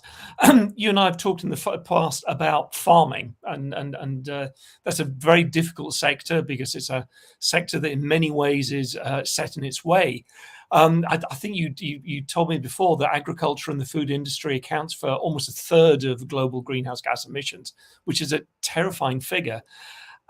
How do you start conversations with the sector? I mean, how do you begin that conversation? What Sonia just put up, this idea of companies turning their backs is terrifying, but at least it's understandable that farmers who may not be plugged into the greenhouse gas discussion as much as everyone else. And how does it work? Very good question. Again, just to give you a little bit of context first, might help is that, yeah, I mean, the estimates vary as to how much agriculture impacts greenhouse gases overall, but it's anywhere between 25 and 33%. So it's huge. And we are the biggest food and beverage company in the world, and we buy 1% of the world's agricultural output. So we have a huge responsibility as well as opportunity here. So we have looked at scope 3. We've looked at our end-to-end, and it's a massive number in terms of tons of CO2. It's 92 million tons. Put that in perspective, our head office is in Switzerland. It's twice that of all of Switzerland. So it's huge, and within that though, the vast majority, probably over 60%, is in our ingredient supply chain. So the single biggest thing we can do is work on, Aline's already mentioned it, regenerative agriculture, work with our farmers. But it's a big ask, and we have got, you know, so again, we've worked out that in terms of directly working with farmers, there's about 200,000 around the world. Indirectly, through our suppliers, is probably in the region of 4 million. So we're talking some big numbers. So you've got to start somewhere. So what we have been doing is back to kind of science-based targets as a start point, but also just what are the initiatives that are already out there that farmers are implementing around regenerative agriculture, and then going out market by market, going out to our farmers and starting to have those conversations about what's in it, because ultimately, to make this work, the farmer has to be at the center of this. And this is, I personally work with 80 dairy farmers up in Cumbria and in Scotland who provide the milk. Every time we have a Kit Kat or a Quality Street, it's coming from Scotland, Scottish farms. And we've been working with them for a few years now. I've been working with them, and you've got to take them along the journey with you. And so there has to be something in it for them. So one thing you have to do, and it's a hard pill to swallow for a lot of companies, you have to invest. You have to actually put some money behind it. So what we have done is we've established a payment mechanism that says we're paying for the milk or the wheat, if it's shredded wheat or whatever, but at the same time, we'll pay a sustainability bonus. And we've worked with third-party experts. We're not the experts on regenerative agriculture. So you collaborate. That was another word that came up earlier. So we found that we work with the Game and Wildlife Conservation Trust in that instance. Came up with a set of activities, interventions that our farmers can make. Came up with a payment mechanism that then the farmers would get paid. Came up with a simple way for them to prove that they've done the work, and we made it as simple as possible. Basically said, take a photo before you do the work, take a photo of you actually doing the work, and then take a photo when you've done the work, and then we pay them off that. And but it takes in some ways it's a bit of a leap of faith as well, because all our businesses, we're very used to working in a certain way, which is we know how to drive profit market share, sales. But when you're investing money and you don't know what your return on investment is going to be, because you're talking about nature, and you don't know if all of these activities are going to actually make a difference in terms of carbon, it is a bit of a leap of faith, but we have to start somewhere. So that's what we've done. We're going on what the science tells us currently, and we are going to, over the next few years, we're going to start to see if we are actually making a difference or not.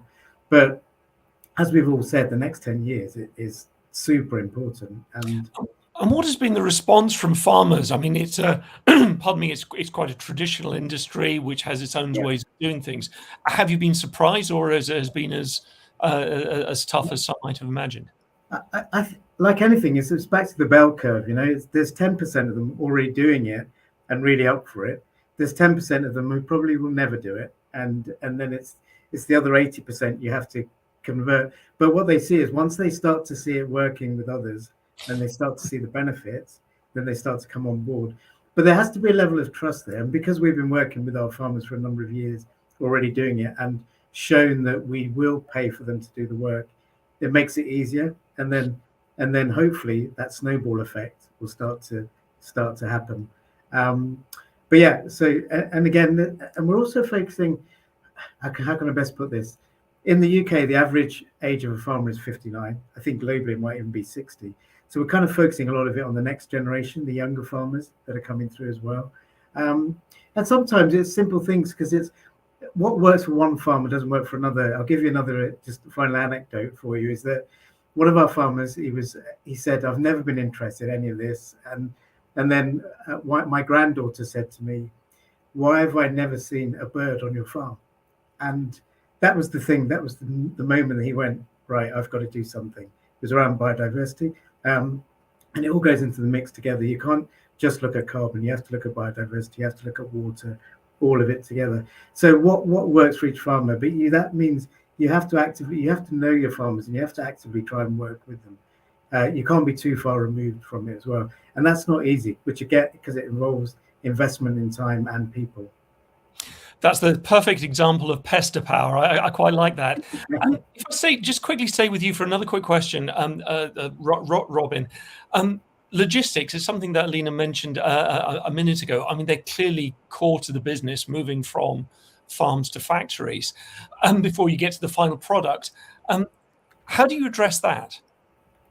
Yeah, and again, it's just looking at it. You really have to take each case and so on its own. So we are looking at trying to drive more away from the roads, and where we can use trains. So we've been implementing some even in the UK. We started to do some of that. You have some challenges because our bridges in the UK are quite low.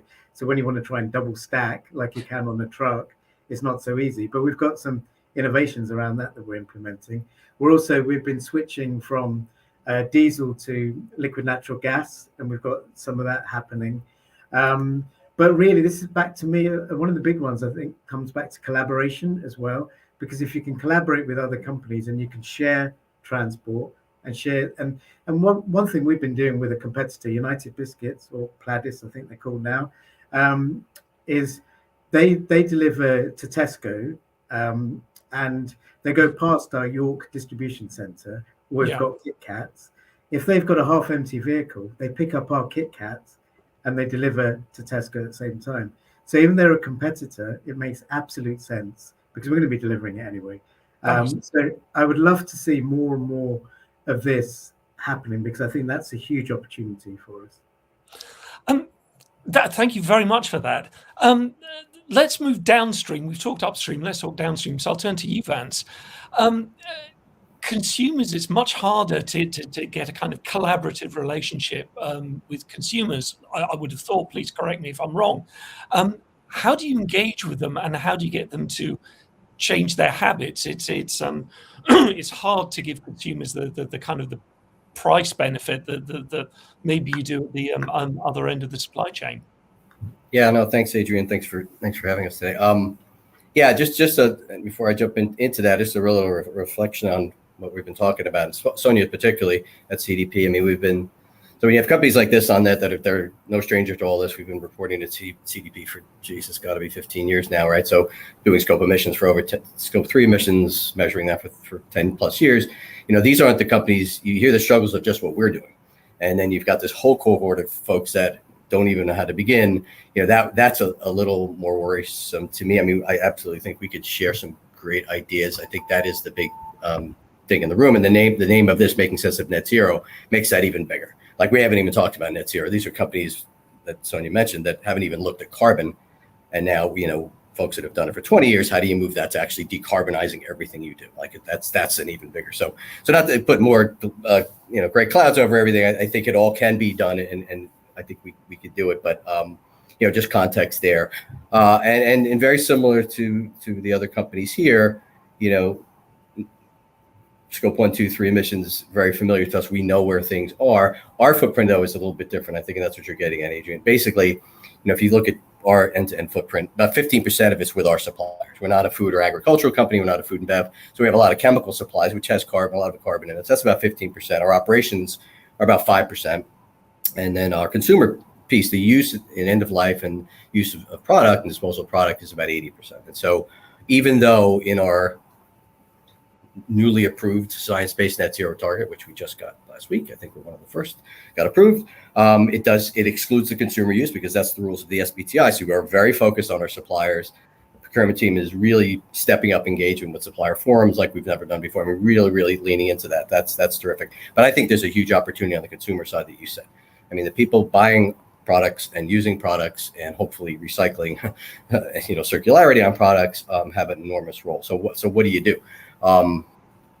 We've divided into two very simple categories, although it's not simple to do. One is design more sustainable products, and the other one's helping people live more sustainable lives. So that's the physical design of the product, what goes into it, how it's made, and what it's built for. And then the very important piece is the behaviors. I always say you could design the most sustainable product in the world that you think is more sustainable, and if no one buys it or wants to use it or change their habits, the impact is zero. And so what have you really done to move? So we need to do both, and we need to do them in balance. What we run into on the consumer side is, I don't know if you're familiar with, there's something called the action and intention gap, or the say-do gap, where if you ask consumers in most countries around the world, 8 out of 10 say, yes, I'd like to be more sustainable. I want a more sustainable product in life. When it comes to the buying habits at the shelf, it's more like 2 out of 10. And that's not even pricing wise. I mean, it's not, that's pricing being equal. So there is this disconnect between how do you engage consumers to take action on this by not giving up quality of product, the enjoyableness of it, the pricing. I mean, if you can bring all those things equal, you still have that psychological change of habit that happens. I have a great example of it here. I'll show you here. This is our, if you can see this or not, this is our Keep toothbrush. We call it Keep in the US. I think in the UK it's called Link. It's an aluminum handle toothbrush that you reuse like a razor that you would use at your home. And it is plastic. But there's 80% less plastic. So this doesn't solve the problem, but it's a huge step in the right direction. You would think this is common sense. Like, I use it makes sense. It's like shaving, right? The habit changed for this to doing this and this is enormous, right? So it's really an interesting psychological thing where this is just not how people ever brush their teeth for 200 years. And now they have to. So we can do stuff like this, and it's a great product, and it's having some success. But without the behaviors behind it, we're not going to do. By the way, and through this is a sort of a plastics play, but it's also overall has a lower carbon footprint, and so it brings benefits on the sourcing side and on the disposal side as well. So there's a lot to do there. I think with consumers, even though it's not expected of us, it's not required in our science-based target, we need to make more sustainable products that are great and people want and will use, and then we scale them. And the advantage, I'll say one more thing, is the advantage of a company like Colgate. We have a lot of very big mass brands. We have some high-end sort of quote unquote purely sustainable brands, but we're a mass brand. If we can do it through a mass brand, the impact that we can have compared to some very niche players who do 100% sustainable, blah blah blah, which is great, they can't bring the scale. So what we can bring is scale. So if we can figure this out, we think that's the unlock that we're looking for. That's absolutely fascinating. I'm going to move on back to that in a moment. But Alina, something I sort of wanted to ask you specifically, which is, we've been talking about suppliers and engaging with suppliers. Yeah. but how do you engage with the suppliers of the suppliers? I'm thinking of your aluminium products. I mean, you're not an aluminium producer, and you don't presumably take raw aluminium. How do you deal with aluminium cans and the chain of aluminium cans from beginning to end?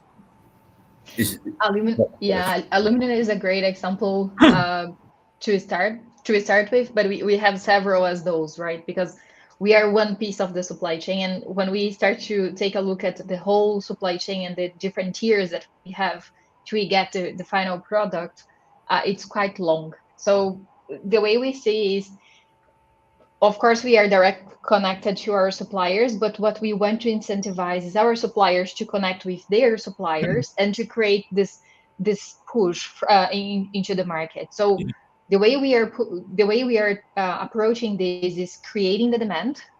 So putting out there into consumer facing alternatives, creating awareness around the topic, and proposing to suppliers to try to solve and bring these solutions to us. The aluminum is a great example because we were able to direct connect to a supplier that was, for one of the cases that we have is we connected to Rio Tinto, that is a supplier of our supplier. So it's two tiers away from ABI directly. We were able to do that through Eclipse, that is our collaboration platform. And together with our suppliers, our direct suppliers as well, we were able to produce and to pilot their new smelting technology that is also powered by renewable electricity. And we were able to bring into consumers Michelob Ultra can that was produced with 30% less carbon emissions. Taking the similar approach, we are also doing this for in Europe, for example, with another partner, or for glass. So for glass, for example, we've been trying for many years to reduce weight. And last year, finally, we got into a big reduction.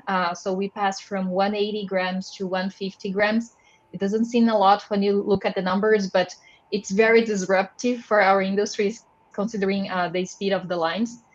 And this was only possible because we were not only engaged with our glass supplier, we were also engaged with the coating suppliers, the mold suppliers, our equipment suppliers. So it was really a big collaboration within different industries to make this happen. And this is the way we think is the best way to go about. Of course, it's not always easy to get into a supplier that is not directly connected to you, but that is also one of the reasons why we believe the Eclipse platform can be this future trend and a big help in our journey as well. Thank you. Vance, if I can turn to you with basically the same question. I mean, what's the answer to keeping on top of this? Is it just data and data management? Yeah, I mean, that's, again, one of the biggest pain points. I think we're turning a corner on suppliers understanding that they need to engage, at least the larger and the medium-sized suppliers. This isn't going away. I think they're getting that signal from all their customers, right? So I think that will help. I think where they might struggle, even once you get them understanding what they need to do or what you're asking them to do, is what is the data? Where do you get it? How do you report it? And what putting into systems. And so we're pretty big effort on with our procurement team, particularly trying to engage the suppliers like others were talking about, but not just engage them on what they need, but why it's important, and then what kind of data we can get. And we've set up kind of knowing that perfect data, primary data from tier 1, 2, or 3 suppliers is many years off. We're not going to wait. So we really set up a system that allows data to come into several different ways. One of the systems actually is the tried and true CDP supply chain survey, because we ask several hundred suppliers a year that bring it to us that represent about 40-50% of our emissions, roughly. Don't quote me on that, but a big number. And if they're already reporting to CDP that their energy intensity, their carbon intensity, some of the things about that, we have some clues into. So we'll take that and we'll use that. We also, of course, do what other folks do with suppliers and data, is just use, the typical echo and vent, factors of the intensity of whatever we're purchasing from them. That's not great, but it's a start and it gives you hotspots. And the third way we're doing is really going deeper on these very individualistic supplier surveys. So if it's a material that is high volume, high carbon intensity for us, we're focusing on that top of the pyramid, because again, it really is the 80-20. If we can get these top 500 suppliers doing it, that'll be 80% of the thing. So we're going in very specifically on a certain material, asking pointed questions about feedstocks, energy use, renewables, transportation, like really so we can almost develop supplier specific factors, which will help the procurement team have more insights into, okay, let's say a procurement person says same price, same quality, same whatever, half the carbon intensity, I'll prefer that, at least as a start, right? I mean, so you start to have the data. Without that data on the procurement teams, people designing our products, seeing that carbon data, nothing really moves. And so we're trying to unlock another huge bottleneck, which is you can't get primary data from most suppliers. Even the most sophisticated ones that have it often are afraid to give it to you. So the data side is hugely important, the availability and the systems to manage it. And we're putting some interesting cloud-based solutions together to take all the data from all these systems where we collect data and start to turn it into sort of a net zero tracking through the lens of net zero for the first time. I mean, that's kind of the vision. It's going to take us a time to get there. So I would say don't wait for perfect data from suppliers. Maybe don't even wait at all, but engage them on it and get what you can get and just move, because this will take years. I mean, Robin, what's your approach? I mean, the perfect not waiting for perfect data is, pardon me, the pragmatic approach. I mean, how is Nestlé doing it? Are you following a similar route? And if I ask specifically, how do you push into the SMEs?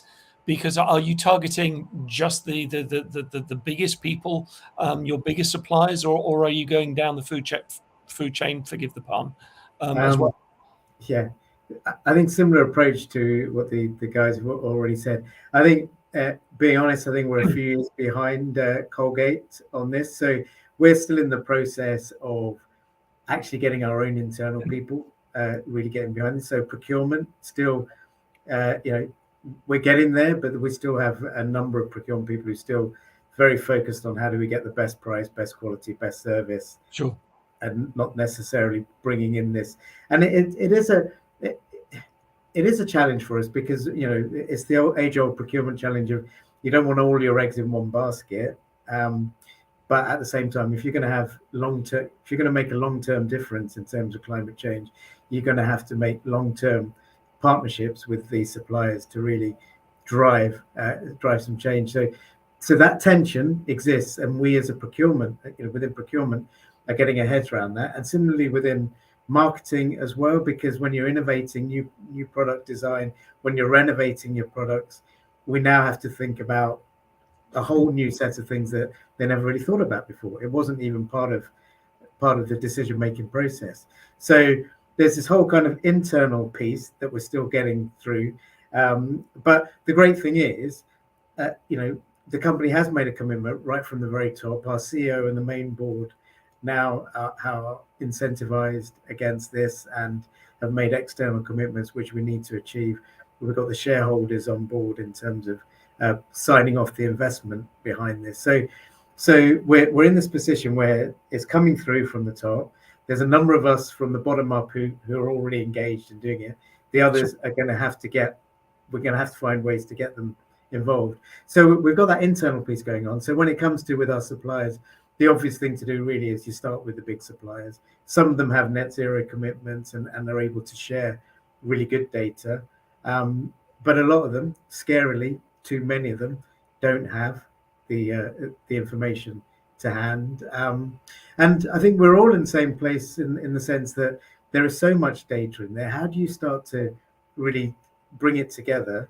What systems should you use? And then how do you start to standardize all this across all of these different companies? Because and then don't even get me started on offsetting and the wild west that's out there in terms of the carbon market and all of that. So it's very complex. So we're all, I think we're all trying to get there, and I would love to see it. And I know there's work going on across the world in terms of trying to pull together what data standards around this. How do you start to report this in a way that is more standardized, so that everyone can really focus on actually doing the job of reducing carbon, and spend far less time, which we're all doing, I think, on just figuring out how to record the data and report on it and all of that. We want to be doing the doing, and that's the big challenge. But yeah, I think realistically we're sort of early on the stages with that, but the speed of it is definitely speeding up. It was good to get some sort of good news with that. Sonia, if I can turn to you, because we've talked mostly about sort of almost internal pressures, it's companies doing it themselves. But of course, there are an awful lot of external ones as well. Investors are getting a lot smarter. Robin mentioned shareholders. Does this bring additional pressure onto companies? I mean, is this positive or negative? How do you see it? Well, I think actually, interesting enough, I was listening to the end of the discussion of the last panel, and Jeremy and India and Steve, they said it quite nicely. There has been a change of pace in financial institutions in the last 2 years that I hadn't seen in the decade before. It's becoming much more mainstreamed into what they're looking at. So I've worked in and around Scope 3 for in excess of 15 years. I mentioned CDP collects data. What I didn't mention is we collect data on behalf of 680 investors who represent over $130 trillion in assets under management. And, you know, I've never had so many conversations with investors as I have in the last 2 years about Scope 3. The investors have started to twig around environmental risks being material to business. They've started to get together. For instance, last COP at Glasgow, you know, GFANZ came to being. I mean, another example is we work 220 financial institutions representing $30 trillion, targeted about 1,600 companies, asking them to set a science-based target. Now, for them, if you're looking at them, their Scope 3 is these companies. So they are more interested. They're setting these targets themselves. They're wanting to, but they need their investments to line up. The same way that for Vance, Robin, and Aline to meet their targets, they need their suppliers to. So they are much more interested. And I think that's a good thing. I think it's a positive thing because it enables the CEOs to be bolder. Unilever put their climate, sorry, probably shouldn't have mentioned that on this particular panel. But a company put their transition plan to a shareholder vote. And I think it came back with 98% approval. That's incredible. That would never have happened a decade ago. Yeah. And I think it's a good thing, but they're still not, as the previous panel really did stress, voting with their money as much as they should. Except you raised a really interesting point, that of the board and chief executives. There's obviously pressure on boards too, and we've seen the shift from chief executives. You know, you typically have a 9-month target or an 18-month target. Now you have 5-year targets on emissions and this, that, and the other. I'm curious how companies are doing this. Vance, if I start with you, how is Colgate-Palmolive engaging the board? It's not just the chief executive, I mean the whole board. This goes well beyond executive pay, doesn't it? It's a much broader issue, isn't it?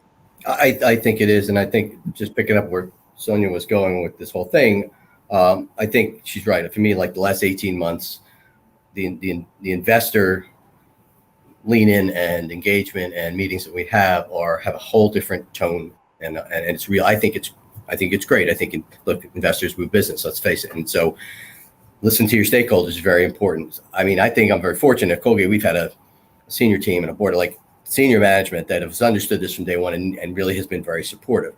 I think though that they're seeing too that like stakeholders are speaking about it in a different way. So investors, even CDP, you know, we would collect data and we would talk about emissions and we would talk about the stuff we did and it was all good. It was disclosure. And now I think it's really moved from disclosure to monetizing what the potential risks are. And that's a completely different conversation. So when you're talking about doing scenario analysis, right, or figuring out what external carbon prices might do to you and start to forecast that, that's the language of business. And that is really what's What's changed? I think that conversation with investors completely, and you know, and boards and senior teams that aren't used to this are, I imagine, are starting to step up a little, and listen a little more than they might have in the past when it was seen as an environmental thing, which was, you know, good to do, but it's not business. This is about business, period. And I think that once that is digested by most companies, you're there. And as far as like, you know, compensation and pay, yes, that's, you know, that's a tactic. It's important. I don't think that's the main driver.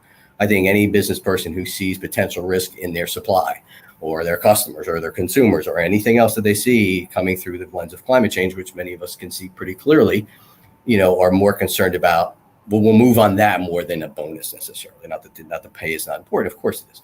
And holding people accountable is important. But I think if we transcend that into the real risks of why are we really doing this? And, for, you know, I think that stuff will pale in comparison. I think it'll be an urgency. And I think that's what's going to help. If anything can help net zero, it's going to be that. Like, we need to do this. And not just to meet our targets, to say we met our targets, but really what risk have we taken out? What opportunities have we uncovered? Right. And how do our stakeholders react to that? I think that's going to move this more than I've been doing 30 years, you know, this kind of stuff. And I'm excited, like somebody, the last 18 to 24 months is a whole nother world. So I'm very optimistic about that. Even though we started the meeting with a little pessimism, I think there's hope there. So hopefully that helps. Robin and Alina, I mean, I saw you nodding along as Vance was talking. How do you see it, Alina? If I may turn to you first. I see. I agree with Vance. It's interesting to see that we maybe don't need even to share targets necessarily directly on ESG to make things happen. But on the other hand, I think this works very well for senior leadership because they're thinking about the business continuity. They're thinking about the future of the company. But I think, at least for us, it works very well, the target cascading. We work across the company driven by our personal targets as well, especially because most of our compensation actually comes from the variable bonus. So it's something very important internally, at least for AVI. And for example, for us, it works very well, and it always worked very well to cascade targets related to ESG. So last year, for example, we had more than 3,000 people sharing targets related to ESG. The way we see these results are directly connected to the results that we are delivering year against year on the ESG agenda.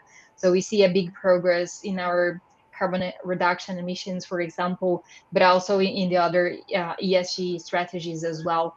And we see this helps us to continue building and delivering on what we had, and also to continue building on our commercial agenda as well, because as he mentioned, like, we know this will enable us to be here in the future. It will enable the business in a better way, in a more thoughtful way as well.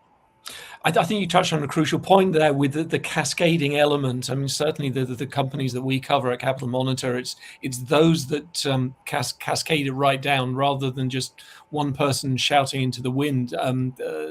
That's where you get the real change. Nestle, Robin, is that how you do it? Yeah, for me, it's I can really relate to what both Vance and Alina said. So it's that risk element is a big part of it. So my experience is that 50% of people, you can get to their heart straight away. You know, they immediately, it's like, this is a huge issue. We've got to do something. The other 50% is about their minds. How do you get, you know, what is the business rationale for doing this? And this is all about risk. And now more and more, you know, obviously the question always comes back is, what's it going to cost to do this? What's it going to cost? But actually, we talk more about what's the cost of not doing it. Yeah, and that somehow seems to be landing quite well. And then related to what Alina was saying is that, yeah, we are starting to. It's early days, but we're starting to implement within everyone's objectives. Yeah, something around this as well. And it's part of business anyway. As Vance said, is that sometimes people don't even realize that by doing something in their job, there is a business benefit. There might be a cost saving, whatever, but at the same time, there is a sustainability benefit as well. So those are going to be different for each person, for each individual, based on what really their individual whys, what's driving them. And if we can really, so as I said, it's relatively early days, but if we can start to implement that, then I think that is the way that we're going to really make a difference for everyone within the business. And kind of related to that, just one thing that we've just started to do is a trial, and it seems to be working quite well, is that we started doing reverse mentoring, which I know a lot of other businesses are doing, but we've got relatively young people in the business who've got all these great ideas around sustainability, who are mentoring our senior people who on the whole tend to be quite a bit older around all of this. And that's really started, or we've only been doing it a few months, but we're already starting to see that making a difference. So I'd like to see more of that. We will do, I'm sure. And that's a fantastic insight. And we've only got a couple of minutes left. But you talked about the business benefit, and I sometimes feel that that's the almost sort of the dirty question that nobody ever wants to ask. Well, I mean, of course, we want to save the world, and that's marvelous. But making a profit at the same time seems to be something that nobody wants to talk about. Sonia, you got fantastic insight into this. This is good for business, isn't it? I mean, it companies perform better, don't they? Yeah, I mean, it was really interesting listening to the previous chat, and Vance was talking about risk and monetizing, and I just wanted to pull out like one example here, because this is good for business. Companies that are taking action on the transitioning their supply chain are future-proofing themselves. I have a lot of data at my hands, as I've mentioned. We collect it and I get to play with it. So I'm a bit of a data geek, and I got to do this fantastic bit of research. It was a couple of years ago. But the finding was that major corporate buyers could face in excess of 120 billion in increased costs in the next 5 years due to environmental risks in their supply chain. And this is where companies are saying that if this risk happens, costs will go up. And I've had some really interesting conversations with CPOs since then who've said cost going up is problematic in so many different ways. But what really frightens them is failure to deliver. So we work with some car manufacturers where suppliers aren't actively managing their environmental impacts. Sometimes they're getting their licenses to operate revoked. And then suddenly that supplier stops delivering, and you have this shock to the system whilst you have to run around trying to find someone to fill that gap. You've got these extreme weather events as well. Now, this is different to net zero, but it's again similar aspects. You know, being prepared for flooding, things like that comes in. These conversations go hand in hand with taking more action. And then we hear from the companies that do it, and I'm just going to put, I've used this stat so many times, but last year, companies that are reporting emission reduction actions to us are saying it's making financial sense. The 11,000 companies I mentioned reduced their emissions by nearly 4 billion tons of emissions, which isn't a massive amount. And then they reported saving over $45 billion whilst doing so. Now, that's a really strong case. And for many of the companies that have never started, there's some low-hanging fruit where you can pay back in under 1 year. For the likes of Nestle, Colgate, and AB InBev that have been doing it for a while, you're looking at the longer term. But the payback's there now. And once they've made the investment, what you're finding is it's not taking longer for it to pay back, because energy prices, everything's going up, it's taking less. So that it is future-proofing your business is what I'm trying to say, and the companies are telling us that. And very quickly, because I think we've only got a minute or two left, Alina, very briefly from you, you were nodding particularly enthusiastically. I mean, would you agree? Do you see the benefits already? Does AB InBev see the benefits? Indeed, I think we like to say sustainability is part of our business, and it makes business sense. I couldn't agree more. All the investments we've made, they have payback. They've proven to be a good investment for us as well. Even especially now when we see this energy crisis, for example, and energy prices going up, the investments of reducing energy consumption and the investments of switching into renewable electricity were extremely important for the company to pass through this crisis period. And Vance, I mean, I presume you agree as well. I mean, it's been a horrible year in many ways, but has this almost sharpened minds? I think so, and I think it's put a stress test on sustainability that actually is good. We need it, because you can't do everything, and you have to make decisions that have value for the business. And instead of thinking about everything as cost or added cost, we're trying to change the paradigm to think about some of these things.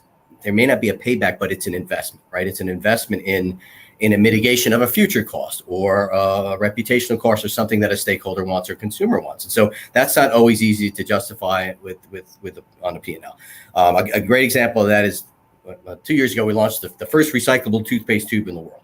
There was really no payback on that in terms of dollars. It was a huge investment. Here, I have one here. It's like regular tube. So we're switching to this tube globally around the world, and we make billions of these, billions. And so that was, why do we do that? Are we going to save money? No, this actually initially starts out as costing money.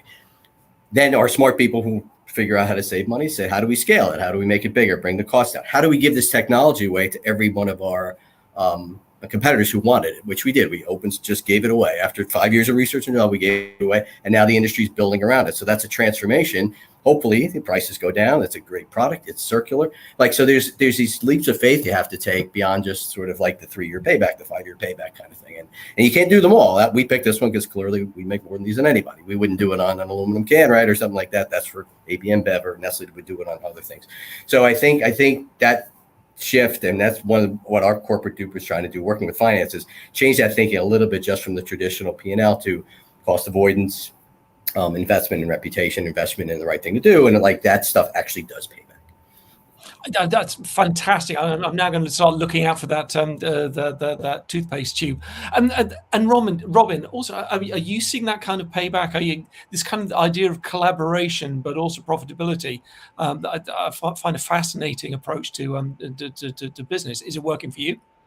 Yeah, I'll give you an example that we've had. Is about 5 years ago we invested in a couple of wind farms, one in Scotland, one in off the north coast of England, which provides all of our electricity requirement for all of our factories and offices in the UK.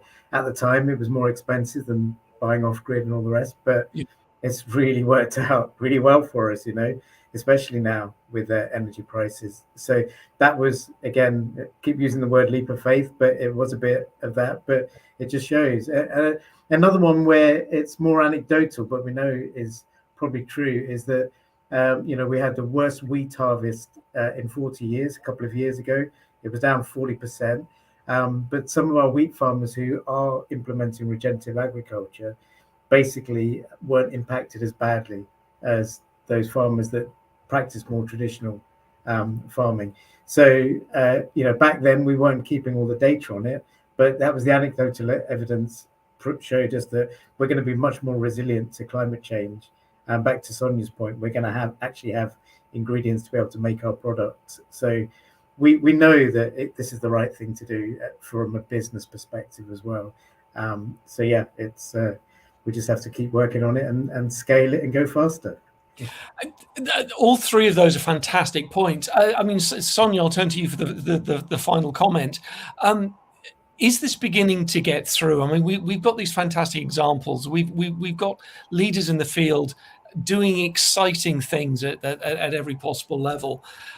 We started this conversation on quite a downbeat point, and that's not to minimize that in any way. And I think all of us are going to take those figures away with us. But do stories like this, I mean, it's the power of stories. Stories get through. Do you have optimism, I suppose? I mean, I gave some really, really quite damning stats at the beginning. What I didn't say is they are better than they were last year. They're better than they were the year before. So they're still not on track for where we want to be in this decade of action, but we're gaining pace. And do you know what's really great to see is the likes of Nestle, Colgate, AB InBev, who are building it intrinsically into the way they're doing business. That is, it is cascading to the next level. And we're seeing that group now actually start to, brace themselves, take that plunge and start to cascade it past, So hopefully this cascade will, because Scope 3 can go past borders. It goes past any different political pro or against climate change. It is a way to, building it into business as usual is the way to really take this global economic climate action that we need. And yeah, I've really enjoyed the panel and seeing, it's given me increased hope for the future. That is a brilliant moment to end on. Sonia, thank you very much. That's all we've got time for. Thanks so much to Alina, Vance, Robin, and Sonia for taking the time to speak with me, speak on the panel today, and sharing those really, really good insights into what's happening. Up next is our third panel discussion of the day, entitled Climate Finance: How do we scale up investments in adaptation and resilience? This session will be chaired by my fantastic colleague, Virginia Furness, Capital Monitor's Sustainable Banking Editor, and starts in a minute or two. So please stay online. Thank you again for all your time. Thanks.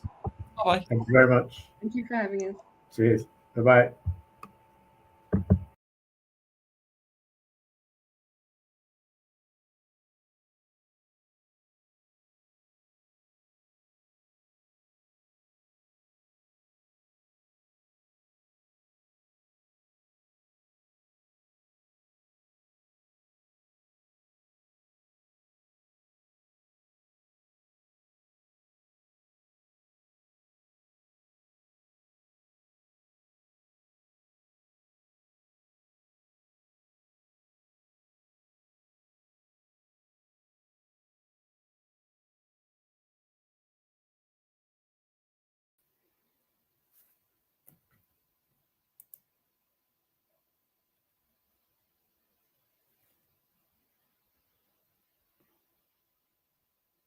Hi everyone, I think we're just waiting for one more speaker in the live studio.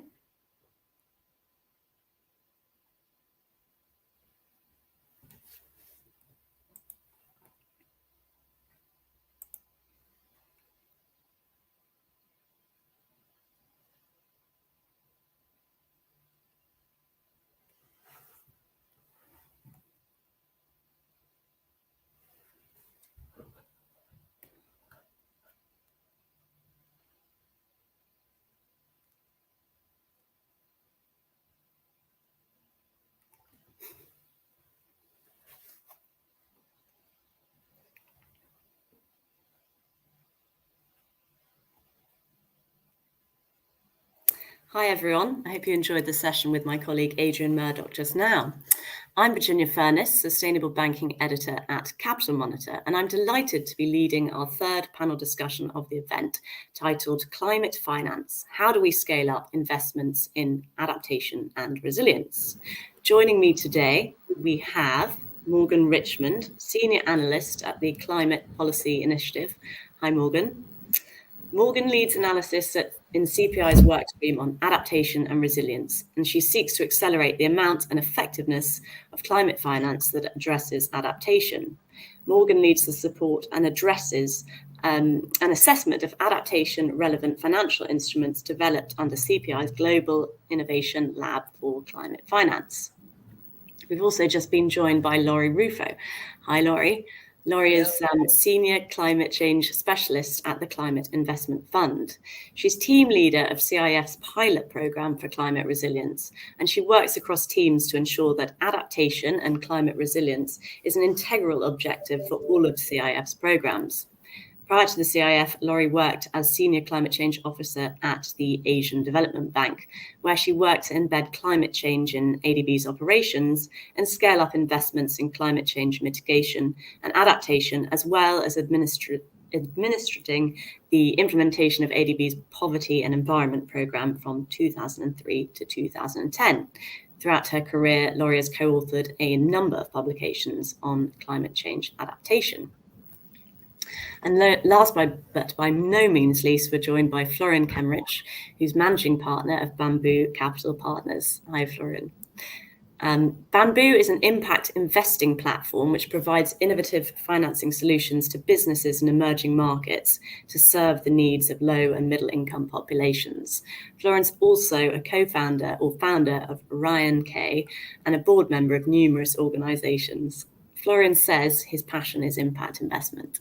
In addition, however, he founded a medical education foundation in Mexico while supporting many NGOs, patient advocacy groups, and surgery programs in Central America's most remote locations. Thank you very much all for agreeing to take part. I'm just going to very quickly run through a few housekeepings. I'd really like our audience at home to get involved throughout the event, so please submit your questions for our speakers at any point during the session via the Ask a Question button on your screen, and I'll try to field as many of those as possible. You can ask questions anonymously, should you wish to do so, by clicking over the I icon in the question box.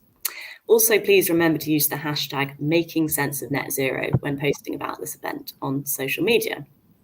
So I'm going to start by quickly framing the scale of the challenge and then giving the floor to our experts to tease out their experiences and to discuss the solutions they've come up with to the challenge of adaptation finance. The good news is that finance for adaptation is increasing, and this is by 53% for the years 2019 to 2020 compared to 2017-2018, according to research by the Climate Policy Initiative. CPI says that finance for adaptation was $46 billion in 2019 to 2020. And just this week, the EIB has pledged to triple its global climate adaptation finance by 2025.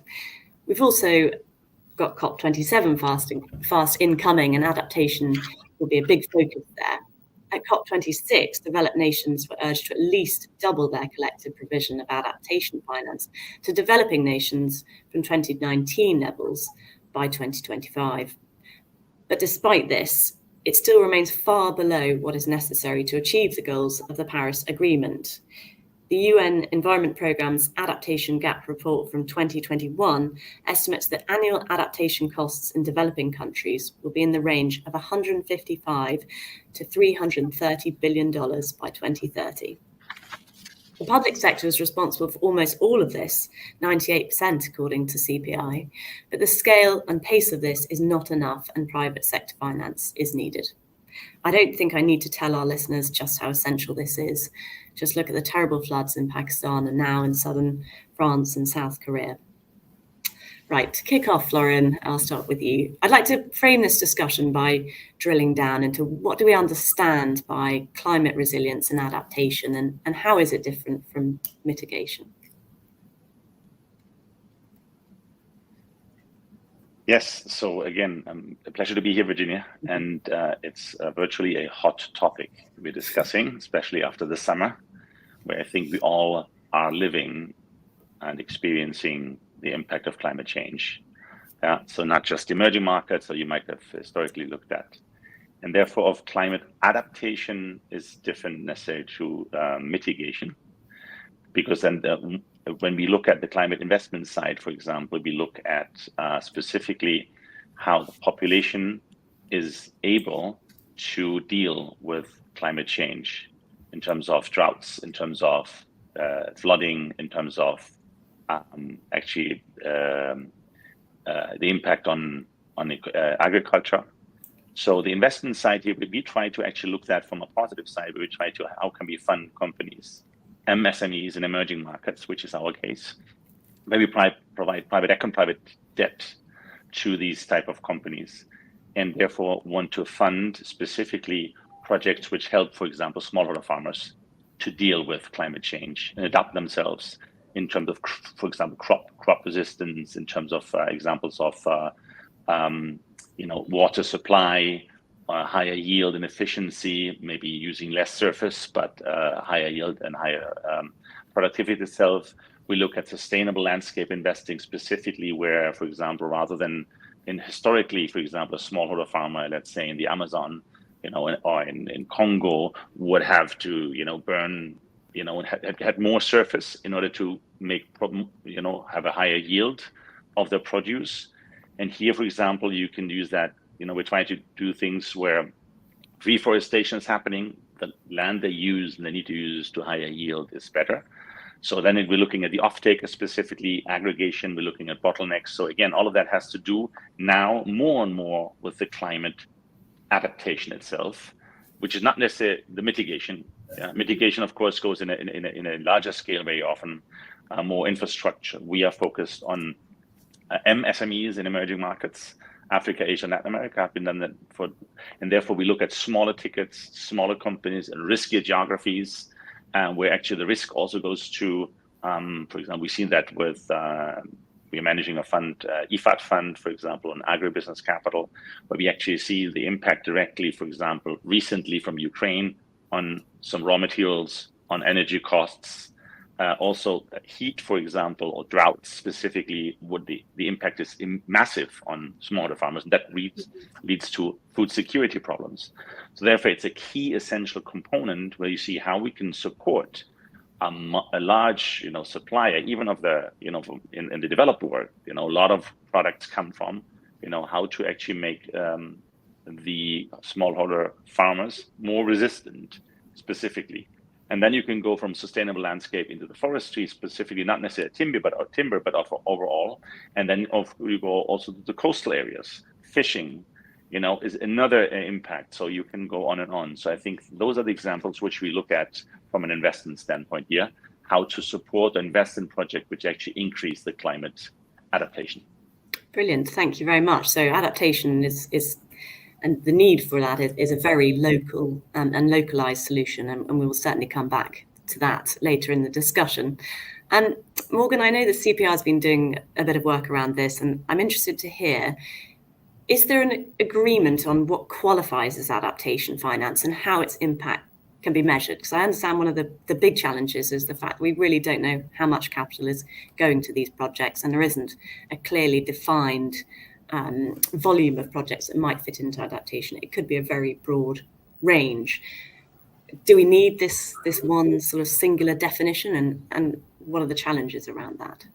Yeah, great question, and thank you for having me here. I think Florian framed it really nicely, that generally agreed upon adaptation finance is defined as financial resources that are being directed to activities that are aimed at reducing the vulnerability of human and natural systems to the impact of climate change and climate-related risks. And in terms of what specifically qualifies as adaptation finance and how it's measured, many institutions follow a process-based approach to adaptation finance tracking, which is generally a 3-step process, which is to set out the project's context of vulnerability to climate change, to make an explicit statement of the intent to address that vulnerability as part of the project that's being financed, and then to demonstrate the link, the clear and direct link between the vulnerability and the specific project activities.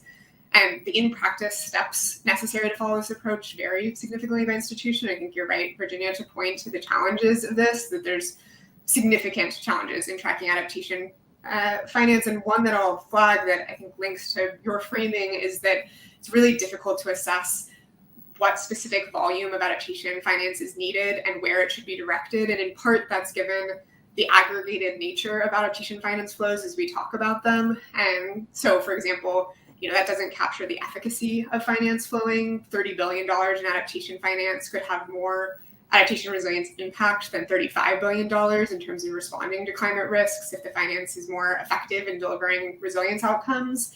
I think that's a challenge that applies to all sorts of finance, including climate mitigation, but it's an especially acute problem for adaptation where there's such lack of common impact metrics. It's difficult to overcome that. And it's not without hope. I think there's significant work underway and that is really needed to implement impact metrics for adaptation in practice, and that can support substantially decision-making, but flagging both that there's lots of good work that's already been done and that there remains substantial work needed in tracking adaptation finance broadly and then specifically in the impact piece. Okay, brilliant, thank you. And we have sort of touched there on the challenges of investing in climate adaptation projects, and we've discussed previously that we don't want to spend too long discussing this point because some of the challenges are quite well known, and we want to be finding the solutions. And I've got some fantastic practitioners on the ground, and we can really use their experience to guide us towards what these solutions might look like and how to scale those up. But first, let's just touch on those challenges just to outline that. And Morgan, I wondered if you wouldn't mind continuing with a sort of broad overview of those challenges for us.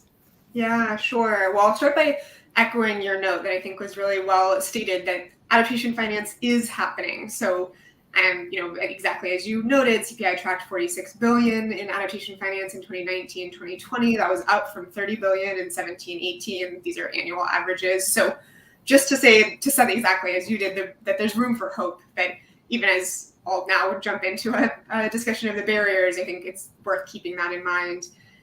But there are both sector-specific barriers and then larger structural barriers. I'll start with a few sector-specific barriers, and I'll offer two examples, first in water and then in ag. And in the water sector, adaptation activities could include, for example, sanitation projects that are reducing the severity of climate-related water shortages or hardening of water infrastructure related to storms. And a couple of barriers specific in the water sector include lack of transparent and bankable pipelines of projects in many regions, where development plans for the water sector are often absent. Communicating the needs in infrastructure to investors is therefore substantially challenging. Obviously not an only water sector issue, but acute in the water sector. There's also a lot of complexity of due diligence in the water sector. Lots of private sector actors like institutional investors often don't finance projects in the sector because of the cost recovery challenges.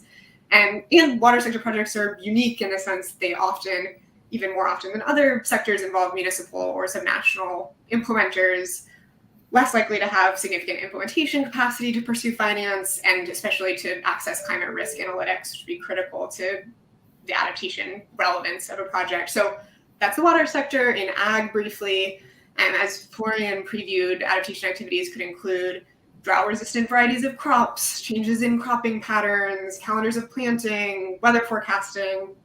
In that context, two barriers that come to mind are insufficient bankability and investability of projects. They're innovative, they're early stage, many are agribusinesses and SMEs. It's not to say that they cannot be bankable, but just that the bankability is sort of a different context. And then the difficulty of aggregating or securitizing small-scale projects in many cases where there's local context, disparate levels of development. And so those two as sector examples, each sector sort of has its own specific set of barriers.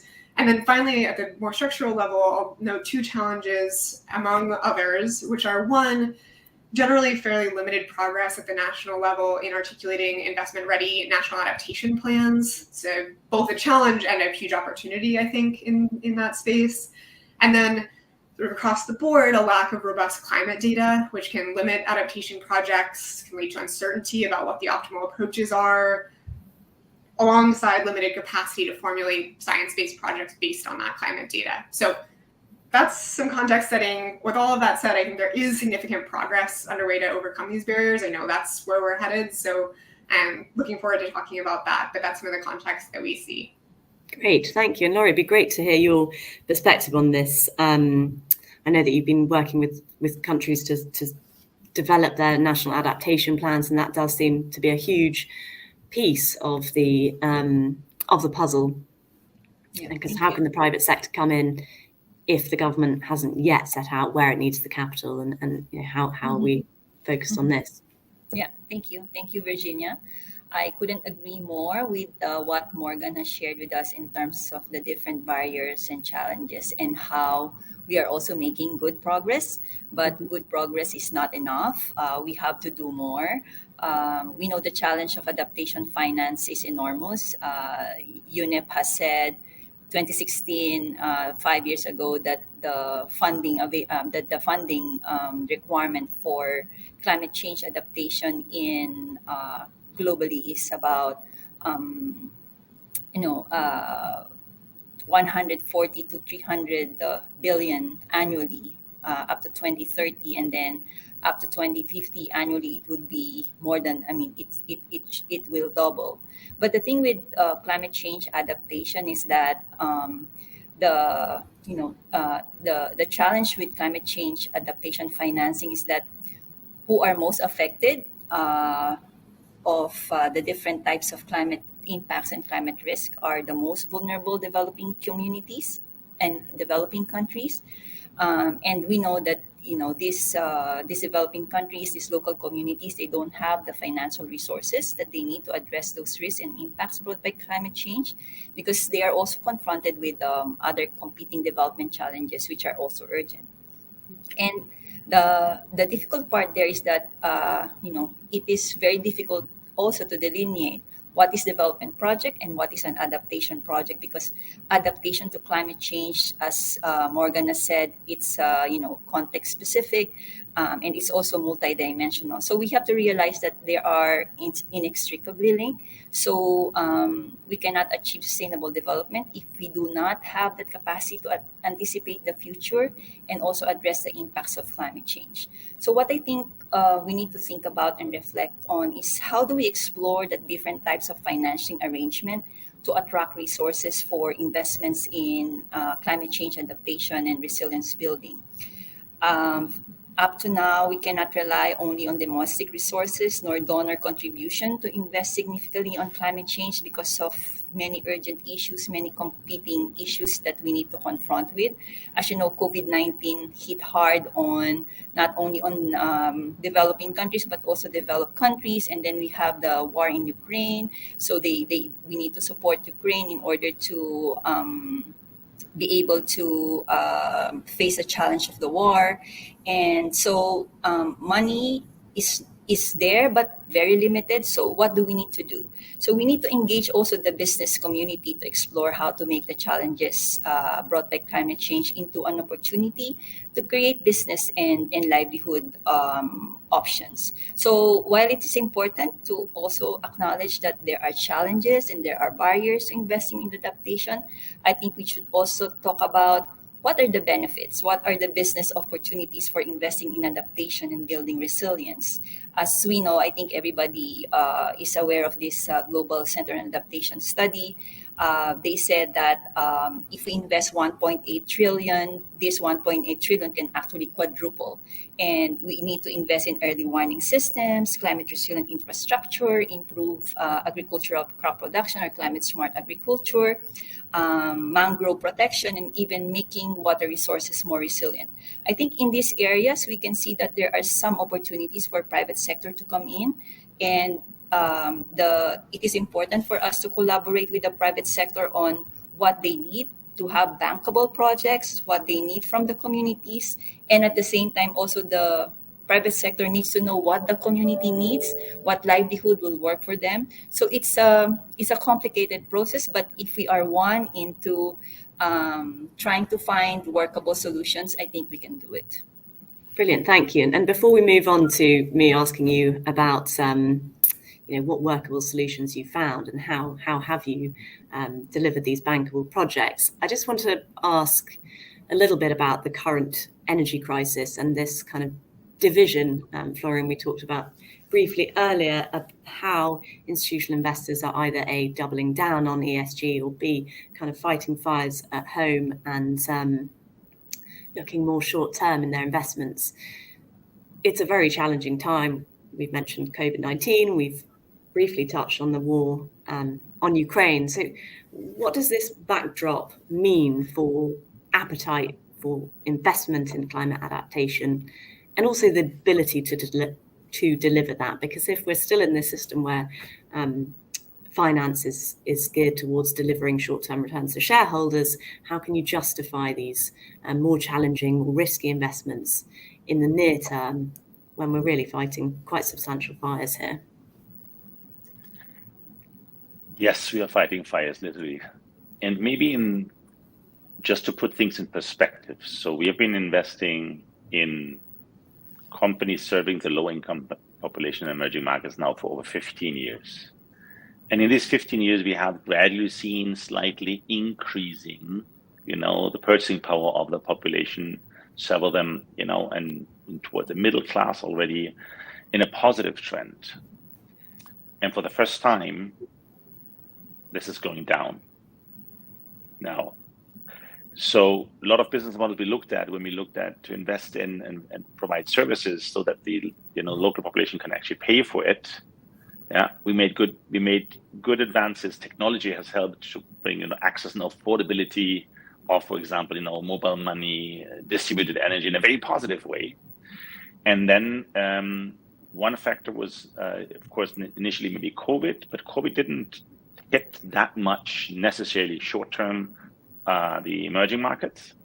But we've seen the investors immediately being busy, being focused on the US or EU, European investors himself to basically see, you need private funding to fight the pandemics, and this was a one shift. And then after things were easing up, I said, okay, let's go back to that one. Let's look at ESG, let's look at the climate change, and let's try to finance this. And then, of course, suddenly you have a crisis like in Ukraine happening, which is not only having an effect on energy prices, energy sources for Europe, but also in a global scale. Second thing, because of the opening up of the pandemic, let's say the economy was held back, then opened up, and that leads to inflation. And we all hope that would be just maybe 6 months, maybe a year, just an effect, in the aftermath of the pandemic, and not necessarily. And then on top of that, to counterattack is basically to raise the interest rates. And that suddenly puts risk, reward, return in a totally different field. So where you're investing in, let's say, in debt, and you go in emerging markets, and you have solutions which are closer to market returns, suddenly market returns increase in dollars and in euros, for example, and that actually widens the gap between risk, return, and reward. So in a sense that there's a major shift in here where the investors are actually looking at how things pan out. When will the interest rate pan out? What is the economic impact? You see also equity investments right now in technology, for example, was a big bubble and now going down. That also happens when you look at tech for impact, fintech, health tech, ed tech solutions in the same space. And then the climate component to it, which is probably at a scale where suddenly when you have problems of water supply in Europe, suddenly hitting hard that summer, and then the shift of the investors goes, okay, yes, climate adaptation is to happen, but first let's look at the home base, not necessarily. And climate does not stop at a country, so you cannot have a local only solution. So you have to have a wider view. So that has two reactions. One is for people to understand the need and really wanting to double down. So the ESG plus of some private investors, but it's not mainstream. Usually it's more concessionary sites, specific pockets dedicated to that. Or the other saying, okay, let's talk about ESG later. Let's just look at, what is market returns and the losses we might have at the stock market, or how things, because they're going down, to mitigate them. So people are busy with other things than just looking at the imminent problem. And that makes this dialogue, interesting, sometimes a little bit difficult. So even looking at COP27, as we're preparing ourselves here, where we had thought into COP26, we had actually reached certain pledges and certain, federation and actually some outcome, maybe not fully where we wanted to. That's all a little bit shaky, with geopolitical tensions, with energy prices, with food security being at risk, raw materials, and actually also the purchasing power of people in the Western countries going down, not only.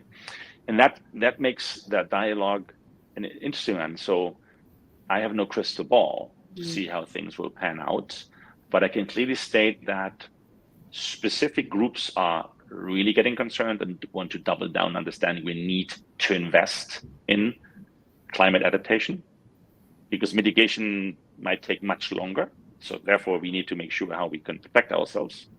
And others are probably sitting a little bit on the fence and not really. So therefore, the purely mainstream financial investments is a question mark for me, at least. Now, the push towards ESG plus and really trying to create an impact on the ground is actually increasing. Mm-hmm. Good, thank you. And it would be interesting to hear how you're seeing this playing out from a policy perspective. I mean, in this acute crisis, how are governments prioritizing issues like food security when it's simultaneously dealing with flooding and other natural disasters?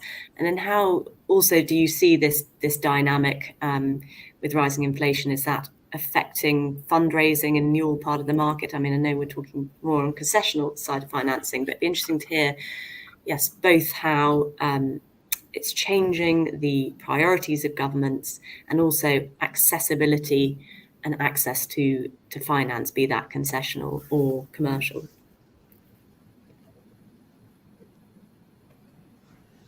think I misheard. Was that for Laurie or for me? Oh, yes, that was for Laurie, but please, if you Great. both... No, go ahead, Laurie. Yes, maybe Virginia, what I can talk about is our experience under our pilot program for climate resilience, the Climate Investment Fund. So the PPCR, the pilot program for climate resilience, is a 1.2 billion financing of the CIF for adaptation finance support to countries.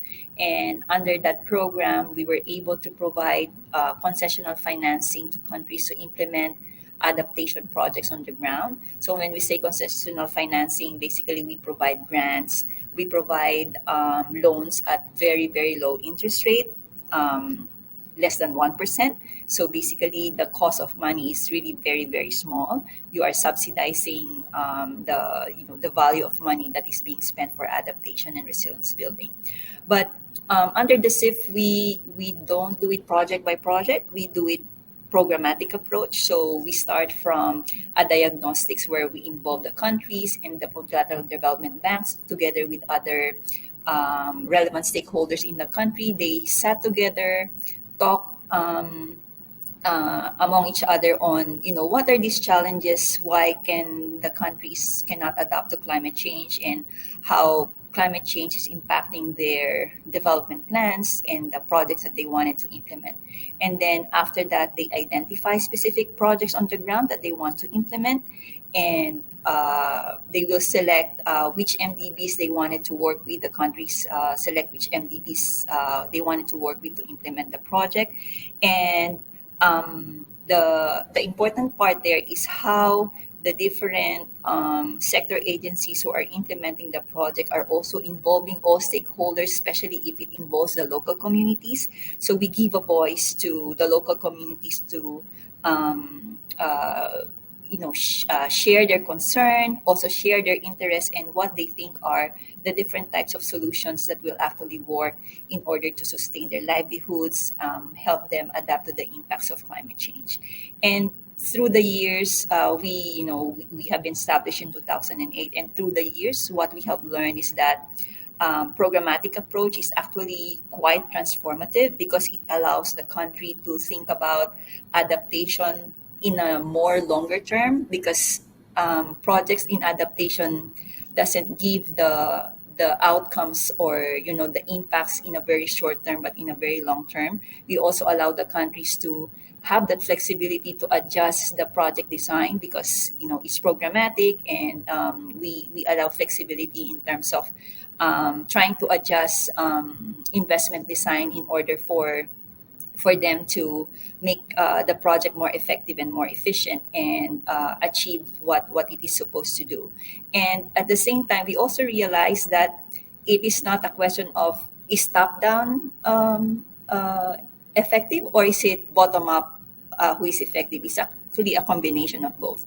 You need leadership from the country, you need the policies from the national government to make things work. But at the same time, at the local level, you need to hear what they are saying, and you need to hear what their needs are and what they think are the solutions to adapt to climate change.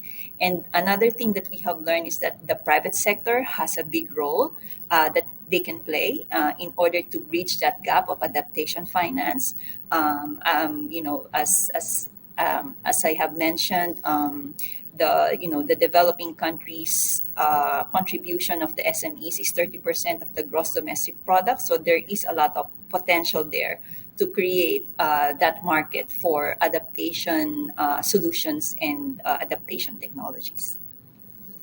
Brilliant, thank you. That's super interesting. And we've talked about bankability a lot. And Morgan, I'd love to hear your a bit more about the work that you've been doing in creating the financial instruments for adaptation. Are these commercially viable instruments, and what kind of attributes do they have? What does existing financial systems, are they sufficient? Is blended finance, is sort of rising green bond market, is that the right sort of tool, or what tools do you propose to deliver this finance? It's bespoke, and it's a lot of work from the investor as well. So it'd be great to hear your thoughts. Yeah, sure. Well, so Climate Policy Initiative is the secretariat of the Global Innovation Lab for Climate Finance, or the Lab, which is an incubator program of climate finance instruments across mitigation and adaptation, but many focused on adaptation actually this year for the first time. The lab operates on an annual cycle, and this annual cycle had the first instrument specifically in a sectoral stream focused on adaptation. The many instruments that have come through the lab have had significant adaptation relevance, but that's sort of been an exciting development for us. But yeah, in the context of there have been 55 instruments that have come through the lab process in the past 7 years. A little less than 20 have been really adaptation focused, and I think there are some significant lessons learned from those about what works and what doesn't, the challenges, the opportunities. Maybe I'll just highlight a few lab instruments that come to mind in that context. One that the lab supported a few years ago from the Lightsmith Group is a private equity fund in development of the name of the fund is Lightsmith Climate Resilience, and it's we think the first private equity fund focused specifically on climate resilience and adaptation. It's investing in growth stage technology companies that address climate change, and it's initially focused on 6 technology areas, among those that we've talked about already today: water, resilient food systems, agriculture, analytics, etc.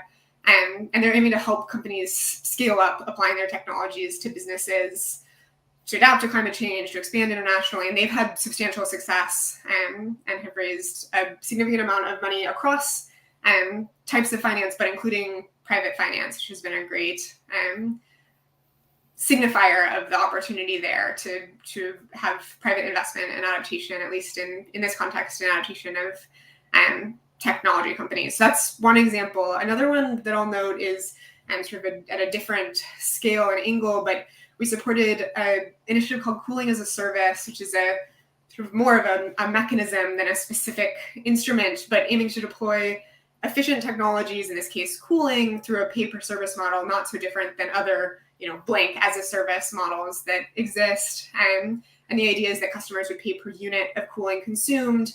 The instrument in many ways, it's this kind of a good example of a mitigation and adaptation instrument, one with dual benefits, where the implementation of efficient cooling has hopefully really substantial emissions impacts and can have really significant adaptation impacts if the cooling is being installed in places that are facing extreme heat. And one example of this is that the organization that the lab supported in implementing cooling as a service is called the Basel Agency for Sustainable Energy, and they've been working with a company in Nigeria called Cold Hubs that designs, installs, operates solar-powered walk-in cold rooms. And the idea, or the in practice, is that farmers are paying per kilogram of food stored, and so the aim is to have the solar-powered cooling to create mitigation benefits, but then also potentially create significant adaptation benefits for farmers that are substantially reducing their food loss from extreme heat. So yeah, anyways, those are just 2 examples of instruments that have come through the lab across a variety. I think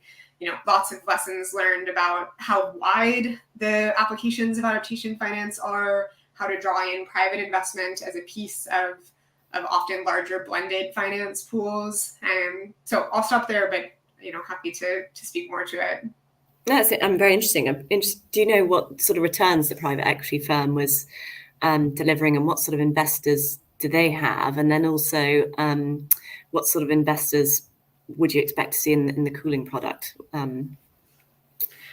Yeah, good question. Maybe on the cooling product first, the investors is the idea, the draw of investors would be for the recapitalization of the cooling provider. So either a sale leaseback approach where a commercial bank could be involved, or an SPV where any variety of investors could be involved. And so that would be, to support if the balance sheet of the cooling provider is not large enough of its own to bring in the private finance or blended finance. But I think that's the potential for private finance.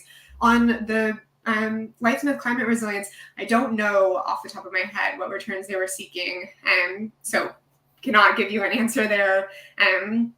But in terms of the kinds of investors they were seeking, it was really a range of, my understanding is DFIs, commercial financial institutions, family offices, basically across the board of the kinds of actors who would be involved in a blended finance transaction. Okay, brilliant. Thank you. Florian, bankability. We've mentioned this word a few times, so I'm interested to hear how you have delivered a bankable project or bankability in one of your investments in agritech or similar, for example. And if you could outline that as a kind of example to hopefully attract other investors into the product. What have you learned? Yeah, Virginia, good question. But specifically here, I mean, an example to say probably is the combination of financing, access to finance, access to energy, and that in the context of, rural smallholder farmers. Yeah, so this is, for example, when you have the possibility to access energy, solar home units, which are connected in a platform, and thereby that leads not only for the, that the purchase is not of energy, but it's really the price of the infrastructure on a very, on a small amount per month, without financed by a company like, for example, Bbox. It's an example, and Bbox is a company not only providing solar home units, but really having a data platform, managed control, remote control, and that includes then also to create a credit history over time of the same of these rural homes, which usually have an seasonal income because of the produce, and that combined now where you add to it the possibility to internet, and then also from a produce point of view. So AgTech also specifically looked at not from a produce or a productivity, but really also from a commercial point of view, from a distribution point of view. And then we have actually run projects, which is interesting, where you combine, for example, you would have, coffee producer, which basically has the produce itself as a financing mechanism in order to basically get access to energy, access to finance, mobile money, and then at the end also the possibility basically to transact directly online rather than physically having to do. And you can aggregate those. So those are the examples where actually it is clean energy because it's solar. You should replace charcoal and kerosene use, and it increases the efficiency itself. Also the resilience. Then from an off-grid component that that there's light, but also cell phone charging, and then internet access. So at the end, you're ending up with a super platform, of rural connected homes, where the entry door is energy. Distributed energy, not energy you pay for, but energy which is just created on the roof. But again, so it's a model where you go beyond the traditional telecom, you go beyond the traditional energy supply, where you have to hardwire it and send it to. You go beyond a maybe fintech model, but really into rural connected homes. So you have a mix of a smart utility grid, with some services delivered on the ground, and this is very exciting. And it's a slow process because you have to connect household by household. But at the end, once that relationship is established, then it becomes very interesting, because now we're actually measuring. And that's why we also can measure the purchasing power, and can also measure and use technology to protect maybe against droughts, or the quality of produce when using technology to that, maybe satellite images. So it goes in a trend where the entry door was connectivity, cell phone, GSM. The second component was mobile money, and that leading to distributed energy, but at the end being rural connected homes. Mm-hmm. And therefore there are actually learnings from here also we take into the developed world. Because the learnings you have on maybe mobile money and fintech in Africa are very exciting, where we would have to understand it, how to use that, and that all in a trend where the energy is fully clean. Now you might have a conversation about the batteries, because you have solar home storage, the batteries, and how clean are batteries, but it goes in a direction where also R&D and research and development goes, that solar energy becoming cheaper and cheaper and cheaper, the battery is more and more efficient, and also new materials being used which are less CO2 impactful compared to the others in the past. So we're talking about sort of scale in terms of return. This is how you scale it up, and then how do we sort of replicate this in other markets? What about the sort of financial returns that we're looking at here? Again, it is nascent and it's very difficult. As you build the infrastructure, it's difficult to say because we use debt to finance, we use equity finance. It's more like initial, maybe a tech investment. Tesla does maybe on the high end. Here you come bottom up. Yeah, but we're seeing an IRR of 15-20% over the time at a certain threshold when the critical size and enough households are connected in the country, and then you further scale. But again, it doesn't touch just this business model, and we're still learning because we're adding services to it. We're trying to collaborate. We have partners being around that.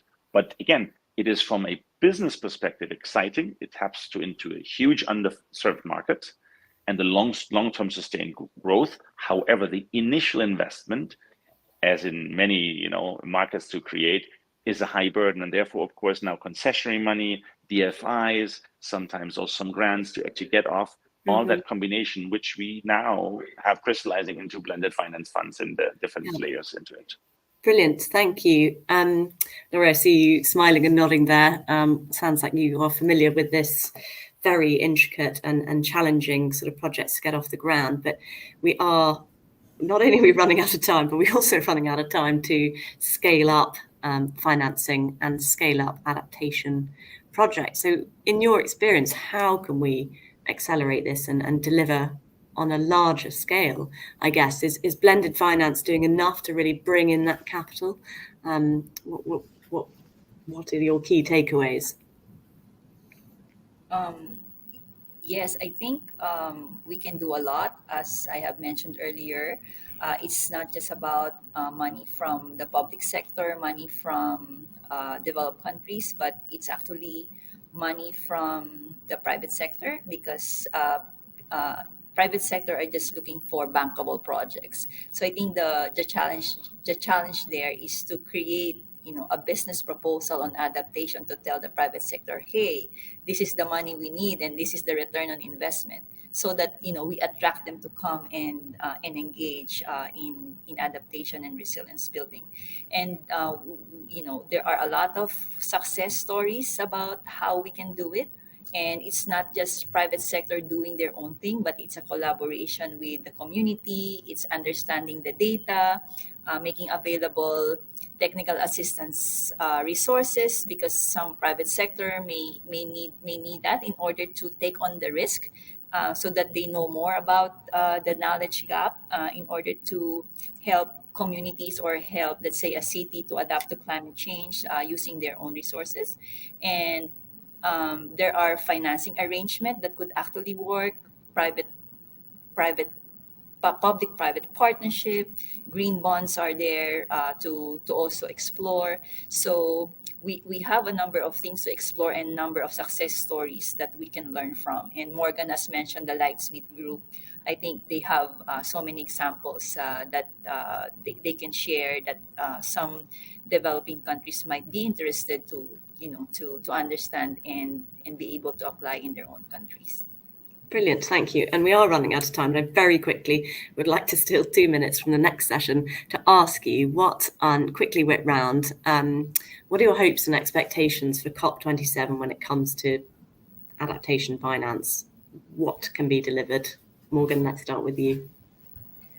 I'll start broadly. I'll just say that I think the increasing efforts to strengthen accountability for funding commitments will be, could be hugely valuable, will be hugely valuable. An observatory of adaptation finance pledges and disbursements, any efforts to increase the connection between commitment and disbursement be hugely valuable. And then one other aspiration or hope for COP is increased work across regions on requiring disclosure of climate risk through legislation, through financial institution on lending, all efforts underway to increase disclosure on climate risk and could have significant value. I think there's lots of other pieces, but those will be the two that I bring to the table. Thank you. Florian?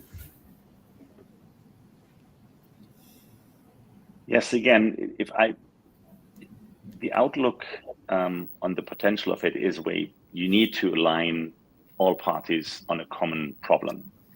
Yeah, we cannot think in silos. So therefore, if you have a systemic change, you need many, many, many little changes. This is where you refer to blended finance. We're a big believer in blended finance. You have those criticizing and not understanding. And again, it's not an easy structure to explain where you have non-for-profit capital in the first loss, and then more, let's say, risk impact capital, and then more mainstream on top of that. We're actually having a lot of effort going on these smaller funds, initially doing small tickets, to try to aggregate them into a larger vehicle, to tap into mainstream financial markets. And again, I'm talking here specifically about MSMEs financing, not talking about infrastructure. But the opportunity is huge, but it has to be understood that it has to be in alignment. We cannot sit on the fence, wait for somebody else to do. And this is where actually the collaboration between, funding from the World Bank, for example, or other initially non-for-profit approaches, really catalytic portions, then lead to it. And I think the beauty of it is using technology, and the beauty and the blessing of access and affordability of technology to kick this off.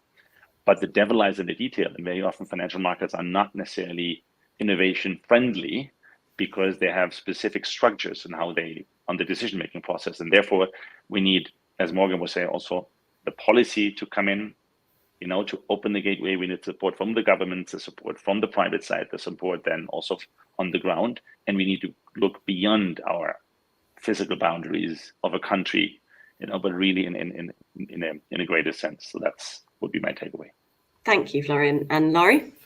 Yeah, for me, it's about, bringing the business case. When I say business case, it's not just about the profit for the private sector, but the business case that, adaptation you don't need to hard sell it. It's something that will actually impact our lives. And I think we can make use of the voice of the most vulnerable people, especially, let's say, the women. What did they do to adapt to climate change? The youth are now the business entrepreneurs for the present and for the future. And even the children, children can voice their concern about how the future is going to look like.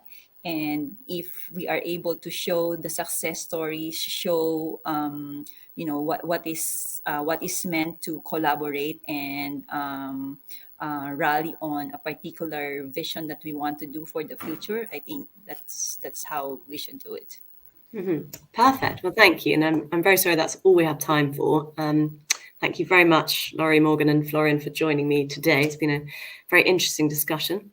Up next, we have our final panel discussion of the day, empowering developing countries to become their own climate leaders. And this session will be chaired by the New Statesman's environment correspondent, India Burke, and starts right away. So please stay on the line, and thank you very much. Yeah, thank you, Virginia. Okay. Thank you, Florian and Morgan. Bye-bye. Thank you.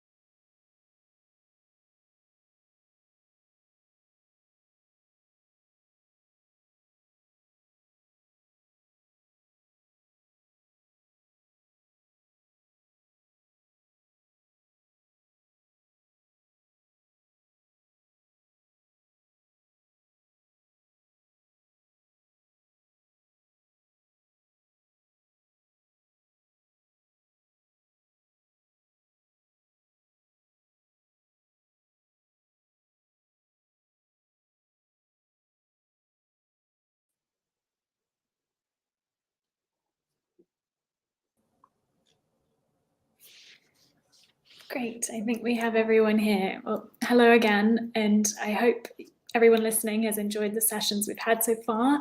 A quick introduction from me for those who may have just joined. I'm India Burke, environment correspondent at the New Statesman, and I'll be leading our final session of the day, which is titled Empowering Developing Countries to Become Their Own Climate Leaders. It is my pleasure to be joined by the following speakers. We have Demetrios Papathanasiou, Energy and Extractives Global Director at the World Bank. Hi, Demetrius. We have Dr. Jyoti Parikar, Executive Director of the Institute for Integrated Research and Action for Development, which is located in Delhi, and she is also a recipient of the Nobel Peace Prize awarded to IPCC authors in 2007. And then we have Judeh Moore, Senior Policy Fellow at the Center for Global Development in Washington, and he was also previously the Minister of Public Works in Liberia. So a huge, amazing range of experience and insights on the panel today, and thank you all so much for agreeing to take part.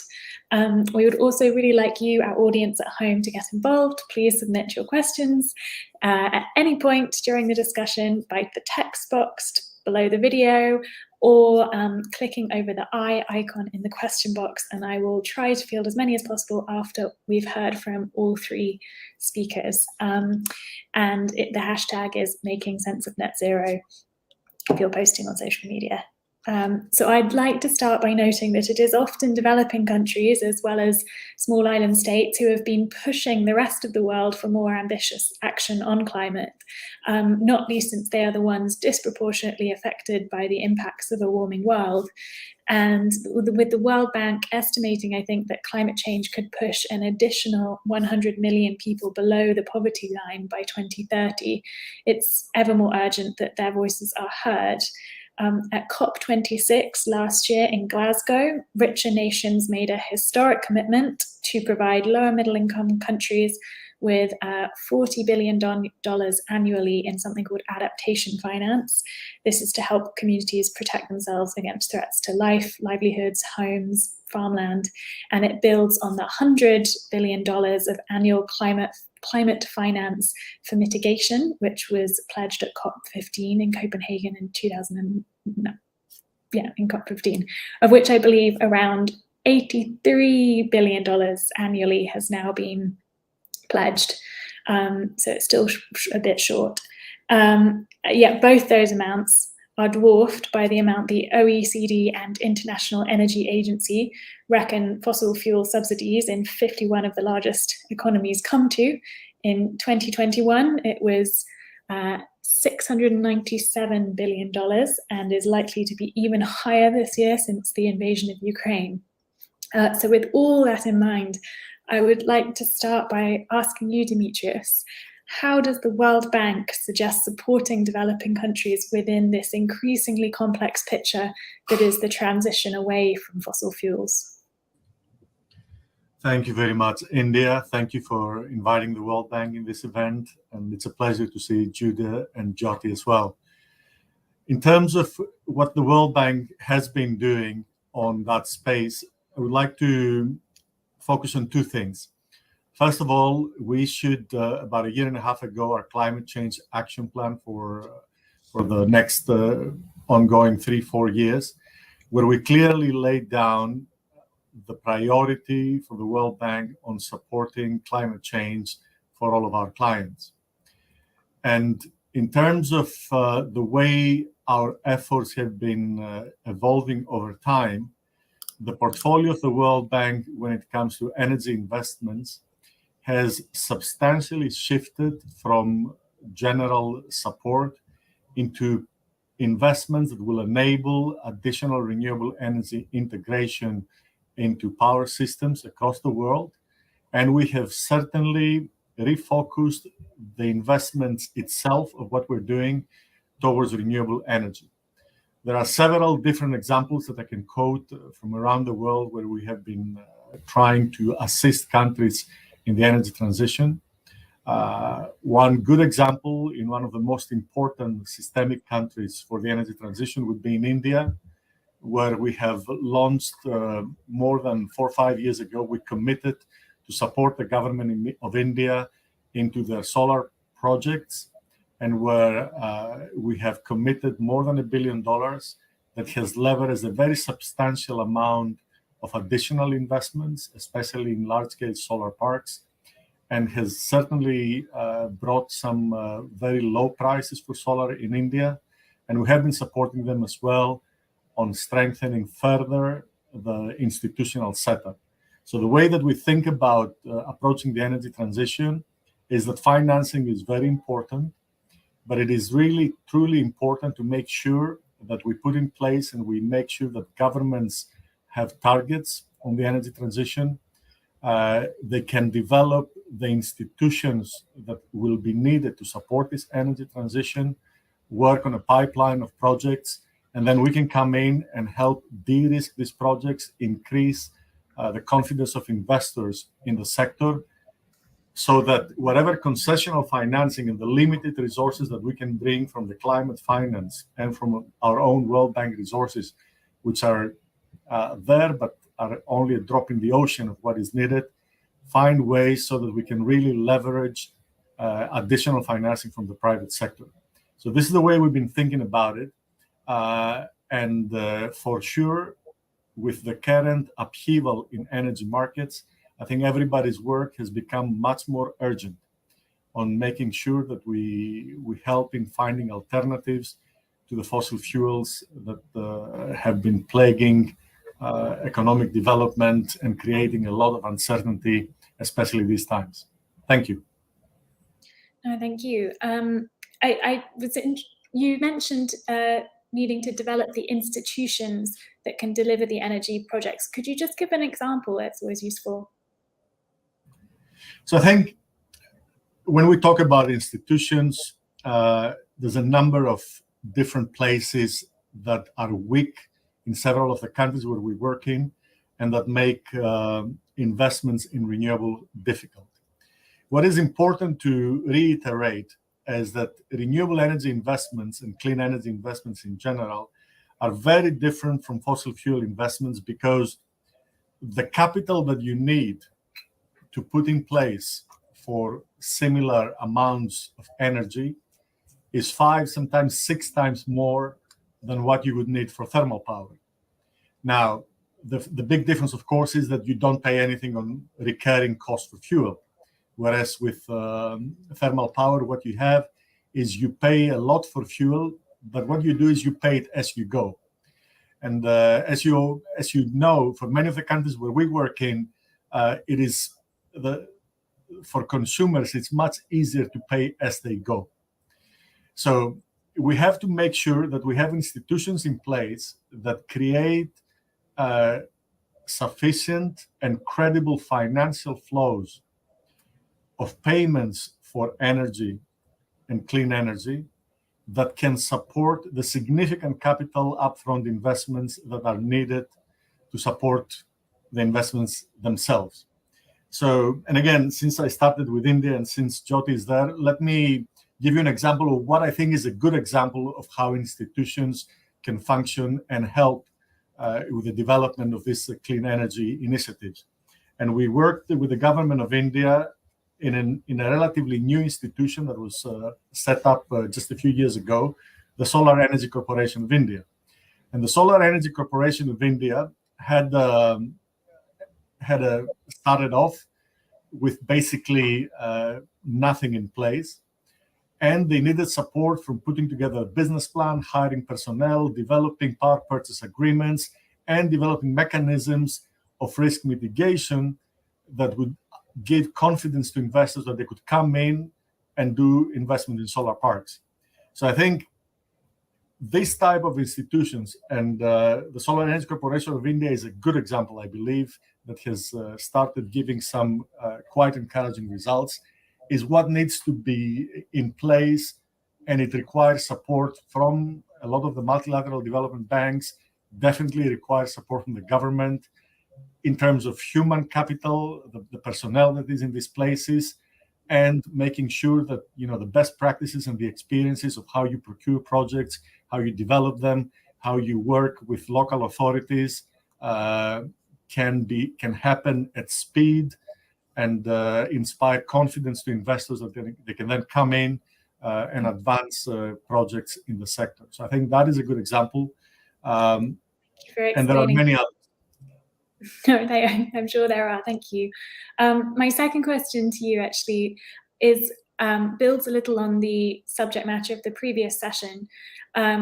the amount of international climate finance available to developing nations is currently insufficient, leaving many countries hesitant about upping their wider climate ambition.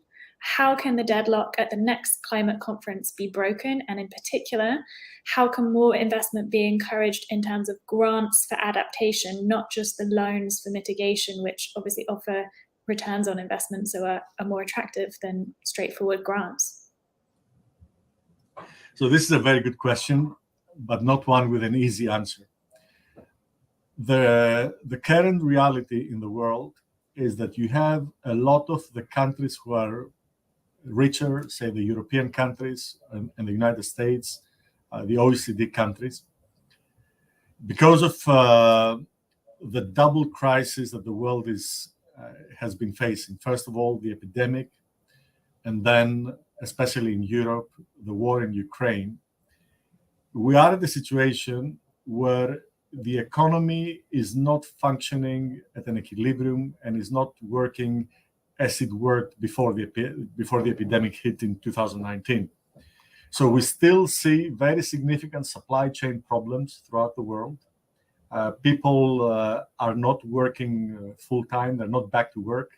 Even if you look at us here, right? A couple of us appear to be in the office, another one or two are working from home. And while this is okay for the type of work that we do, it is absolutely not okay when you actually have to produce physical goods. So still the world is constrained on supply. And then the war in Ukraine, of course, has created additional upheaval and very significant uncertainties in the oil and gas markets. Now, all of this has been feeding inflation and has created difficulties within rich countries themselves. You mentioned earlier the number on subsidies on 2021. And the reality is that if you look at the numbers just in Europe, in countries that would never use to subsidize energy at all, fossil fuel energy especially, the numbers are racking up very quickly to the hundreds of billions, and we don't know where they will stop. So one of the major problems that we're facing in the short term is that the resources that normally would have been available to provide assistance to developing countries and for climate change and decarbonization are facing additional constraints. So this is a really big and difficult issue, and I think we all should be aware of that as we look at the commitments and what we're expecting from COP27. The very short-term reality is dire. Now, having said that, what should also be clear, and the argument that should be articulated, I think, by the civil society and all of us who are technical people and are doing the analysis, is that if there's one thing that should be very clear to everyone, is that the efforts that we're making on energy and climate are really, really becoming very urgent. And the longer we delay on addressing these issues, on helping countries to really move on the energy transition, then the more severe the impacts are going to be and the more expensive everything will become. You can see from fires all over the world. My own home country in Greece suffered a lot this summer. California, droughts everywhere. And then this is coupled with the opposite extreme effects, terrible flooding in Pakistan, for instance. So the effects of climate change are there. The costs are really materializing today. And unless we're able to rapidly find the resources that will help countries to really transition away from fossil fuels, we're going to be facing much higher costs going forward. And I think this is a message that should be there and repeated from everyone, that we do face the short-term difficulties that we're facing, but in the medium and the longer term, things are going to be even more difficult, and the costs of adaptation that you talked about are going to get higher and higher, and that can really trigger additional poverty, and we all run a serious risk of living in a much more gloomy and doomy world unless we really start acting and putting the resources that need to be put in place today. Thank you for that.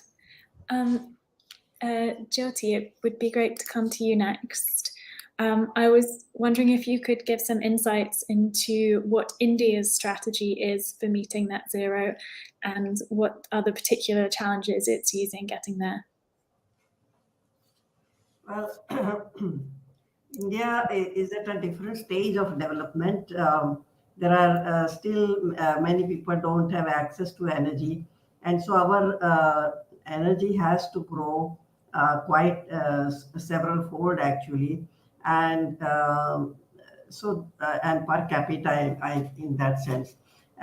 So that way, our problems are somewhat different from developed countries who have reached certain level and they are coming down. But in our case, we have to go up and then coming down in energy terms, I'm saying.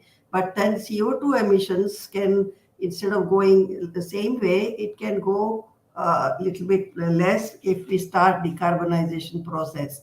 Now for decarbonization process, India has been coal dependent country. So we have, and oil and gas we are importing. So our priority is actually to reduce oil and gas first. And oil, also they also emit CO2 emissions, but much less. Oil maybe 20% less and gas 50% less, but still they emit. So in terms of oil replacement, we have started electric vehicles, lots and lots of energy efficiency programs, which are both in terms of energy efficiency and going into renewable energy. So for example, through electric vehicle, although currently grid is not as green as it should be, it is going to be greener, there is no doubt about it. Now, in terms of adding new power plants, we don't have oil plants, and right now we don't have much gas-based plants operating, and some of them are lying closed because of high cost of gas. We use that, so we have to do that. And energy efficiency, we have, but instead for the new demand, we try to do it with as much as possible with renewable energy. But our solar plant growth rate is faster than most countries, perhaps the highest in the world or second highest. And we added 15 gigawatts this year we will be adding. So that's a lot of to do in 1 year. But then we don't have climate finance yet. And certainly people have started to offering it, and building up infrastructure such as SECI is one thing, but actually putting plants on the ground, and that investment sometimes, if not given, it has to come from other development efforts. And so perhaps when SECI gets going, we would have more actual plants on the ground, but that is the problem. So we have now we will be adding much less coal capacity, and perhaps we can stop very soon. This decade and decade and a half or 2 decades are very critical. The more we add coal plants, more they are going to stay. So we are focusing on coal efficiency and using much less coal plants which are inefficient, and trying to and also coal technology improvements have taken place. Ultra critical power plants are there, supercritical power plants are coming up, and it's forbidden now to do any subcritical power plants, which are cheaper and faster to put in, but that they are not allowed. So so we are using modern technologies for coal plants and trying to do it that way. So this critical period, we have to see if help comes along during really in a big way, and effective way in actual plants, and then it's possible that we avoid much of that new emissions. And in a way, we do have a advantage of latecomers, so that we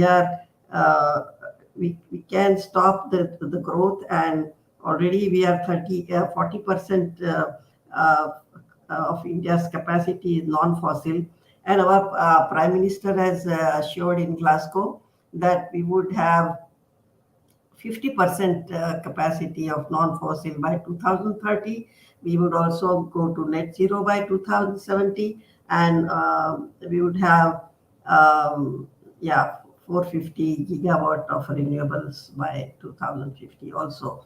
So I think our plans are big in terms of renewable energy capacity. But mind you, 450 gigawatt of let's say 300 gigawatt of solar is only 100 gigawatts of coal-based plants. As Dimitrios also pointed out, you need a lot more investment, lot more plants because the solar plant operates only 8 hours a day, and we need energy for a much longer period. You mentioned technology and new technologies, and I was also wondering what kind of international support and technology sharing could help India with that picture that you've laid out. In technology sharing, I think the solar cell, as and when they become efficient, we should immediately get it. And there are new ways are coming up now, even solar films, which can be done very fast. And there are other faster and more efficient solar cell technology. Wind power also lighter and more efficient wind power also are taking place. And then battery technology, when you say we want to use solar for night, then you need storage. But we are also looking at pumped hydro storage. Sorry, which storage? I missed that. Sorry, I didn't quite catch. Hydro storage. Pumped hydro storage. Yes, thank you. So it depends on the hydro water. You can store it and take it up and store it when you need it, and use it at night. So it's help also. And we have some nuclear, building nuclear also. So that is. Especially when it comes to hydropower, it would be great to hear from you also about how important regional collaboration is in meeting India's and the regional net zero targets. We have now started in a big way regional cooperation with Nepal, Bhutan, and Bangladesh. We call it BIBIN, Bangladesh, Bhutan, India, Nepal, and BIBIN sub-region of South Asia. We are all connected right now and exchanging some 7 gigawatts at the moment and 22 terawatt hours. But right now, because Nepal has a lot of shortages, India is exporting to Nepal, but Nepal has 80 gigawatts of hydro potential. Now, potential is not really used unless India and Bangladesh buy it. Nepal does not need so much power, even if it's progressing in its development from 1 gigawatt, it can go to 5, 7, 10, but not 80.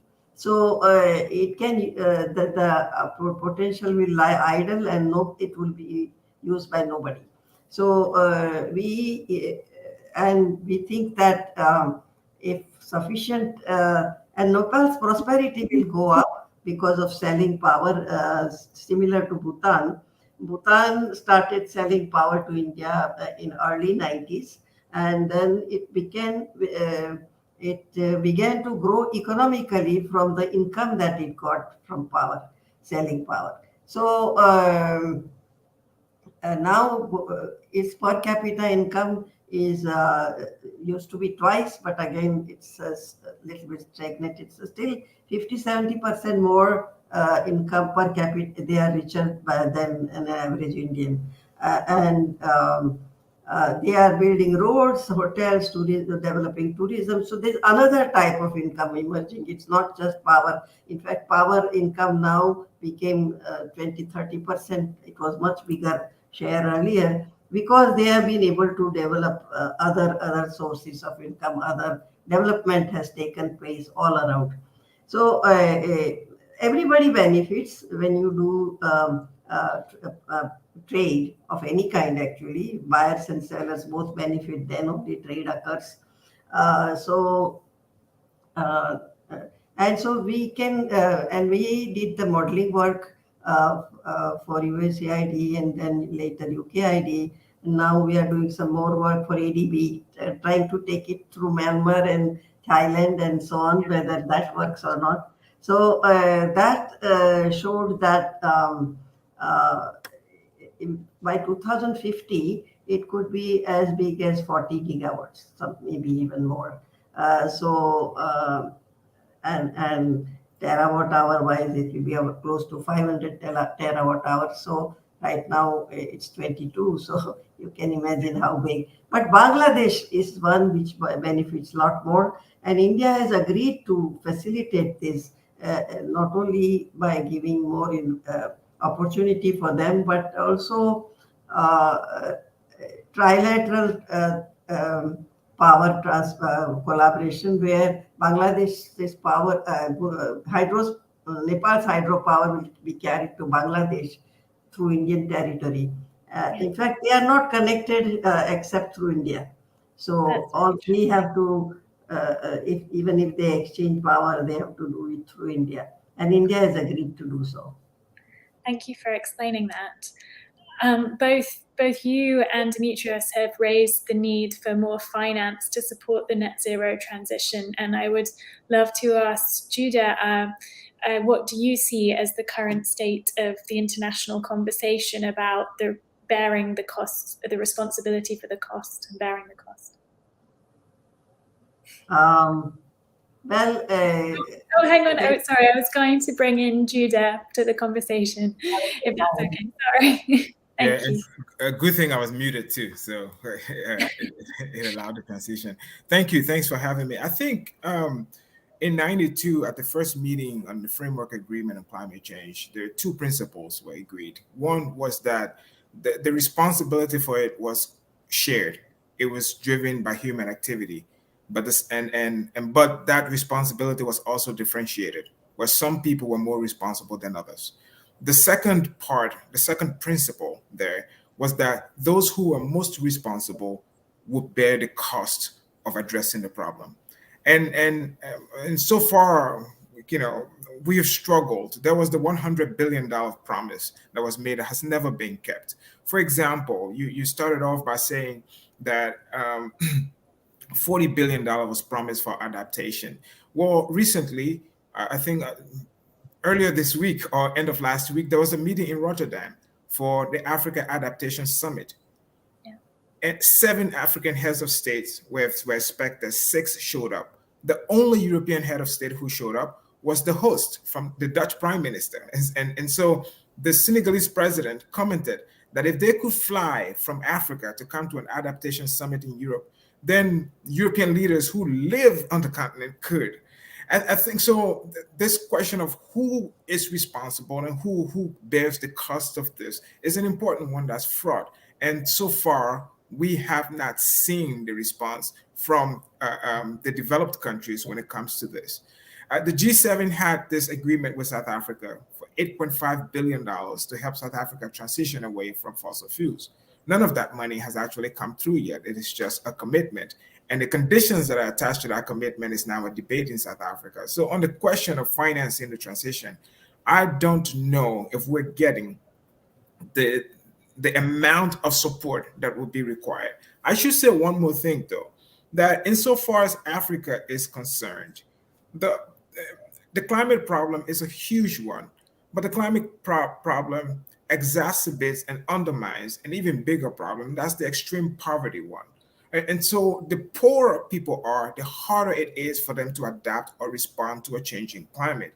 And a part of Africa's poverty is tied to the low per capita consumption of energy. So if we're going to do something about the poverty on the continent and respond to the climate, then Africa's use of energy has to go up. The question then becomes, what does the continent use? What is the energy mix that it uses to be able to make this transition? And there is a debate of whether any financing should go into fossil fuels or we should switch immediately to renewables. That's the difficulty, because renewables alone are not in the position to do that. And so if we're going to increase that, Africa's investment in energy has to go up. And so far, the quantum of resources from the more developed countries in the world, whether in grants or investment in that, has not matched the scale of the problem that we're trying to solve. And how important is international stability and diplomacy to ensuring that finance and that the technology transfers as well in terms of support actually arrives? So I'm glad you raised this question, because this is a serious one. And on the one hand, over the last decade, Russia has signed about somewhere between 12 and 17 MOUs with different African countries to develop nuclear facilities. Recently, a South Korean firm that is 51% owned by the South Korean government won the bid to build Egypt's first nuclear plant for $2.5 billion. And there are reports now that Japan is going to join the British effort to develop new and better nuclear plants. So all of this stuff is happening in a world where there is an increasing bifurcation. There's a Chinese-influenced sphere and a Western sphere. And as long as they see themselves at loggerheads, they see themselves in a great power competition, then it makes it difficult for them to cooperate even on global public goods like climate change. Insofar as Africa is concerned and other developing parts of the world, this is not optimal at all. The scale of the problem requires them to get assistance from whomever they can get assistance from.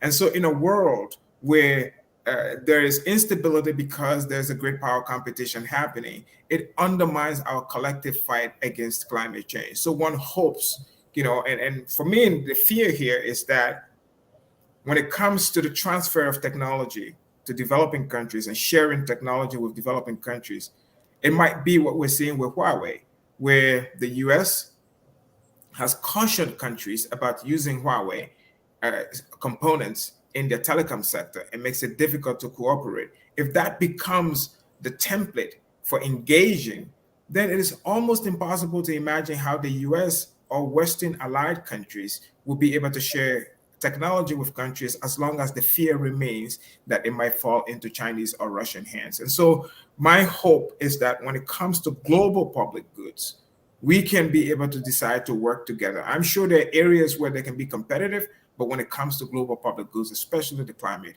I hope it will be more collaborative than competitive. Thank you. And you mentioned China there, and I would love just to get a few more thoughts from you on China. It often describes itself as a developing nation and also as a climate leader. How important is China's role to other countries' progress?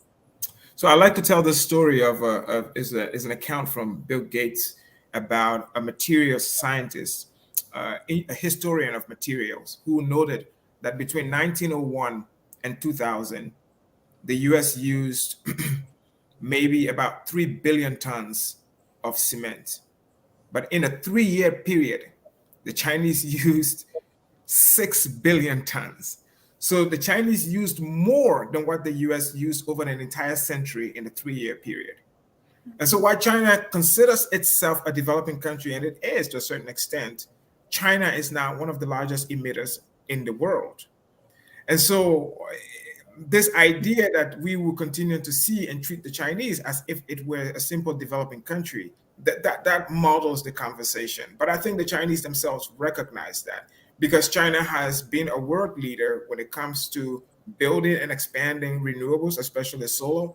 And now there was a report out 2 days ago that the Chinese can actually build more nuclear power plants than they had previously determined between now and 2025. And China has pledged to phase out by 2060. One hopes it's earlier than that because of the size of the Chinese economy. So I think insofar as Africa is concerned, I'll come back to the first question, that over the last 2 decades, China has financed up to a quarter of African infrastructure. And I think as we go into net zero, Chinese investment in infrastructure, especially renewable infrastructure, is going to be really, really important. So I will say what Macky Sall, the president of Senegal and current chair of the AU, has said, what the president of Kenya, Uhuru Kenyatta, said when he was visiting, that Africa doesn't want particularly any partner of choice. Africa wants a choice of partners. It wants to have as many partners as possible. India on the one hand, Europe on the other hand, the Chinese on the one hand, the Americans on the other hand, as much as it is possible and it would take to help Africans make the transition to net zero. They're going to be looking for that. And I think China has a very big role to play in that. Thank you so much. That was all so interesting. We're very tight on time, as it's nearly the end of the event. There's one more question I would love to ask you, Demetrius, which is you were talking about providing finance for mitigation efforts, and this gap between needing also to provide the finance for adaptation. How could a carbon credit market help support investment in adaptation measures as well as mitigation? And some people have raised something called an adaptation levy on carbon credits as maybe an answer. What does the World Bank kind of think about that? I think the first thing to acknowledge is that we are way behind in terms of where we need to be when it comes to carbon credits. You will hear for most people and most of the serious economists that have been looking at the climate change issues, they all argue that it is very hard to make the progress that we need to make without having a price on carbon. And there are different ways of imposing a price on carbon. You may have taxation, you may have carbon credit markets, but the fact of the matter is that without having a price on carbon, everything is held behind, and we miss opportunities to improve on the way we use energy. So the first issue that we are all struggling with is the fact that carbon credit markets today are way behind where they need to be. Now, in COP26, the world did make progress in trying to sort out some of the uncertainties and put in place rules about how carbon credit markets should work. That was left was not dealt with when we did the Paris Agreement. So the high-level thinking and principles are now clearer and in place, but nevertheless, we're very far from creating the carbon credit markets at the scale that they need to be created right now. So I would argue that while definitely because the sources of financing for adaptation are much harder to come up with, and the difference with mitigation is that usually when you do a mitigation project, which is an energy project, there will be payments for energy because people and consumers are used to pay for energy. And this is expected, and it is something that everyone is more or less willing to do. So for most of the mitigation projects, we can mobilize commercial financing, we can mobilize the funds of investors because there will be revenues. The difficulty with a lot of adaptation projects, especially on adaptation projects in the poorer parts of the world, is that when you do these projects, even though you increase the value of land, for instance, or you increase the value of assets that are protected from the adaptation projects, it is very hard to see how you can create a stream of revenues that will support people that are putting money into adaptation. So that is a structural complication that the world is facing. Now, the right way to think about who should pay for adaptation is that the polluters should pay.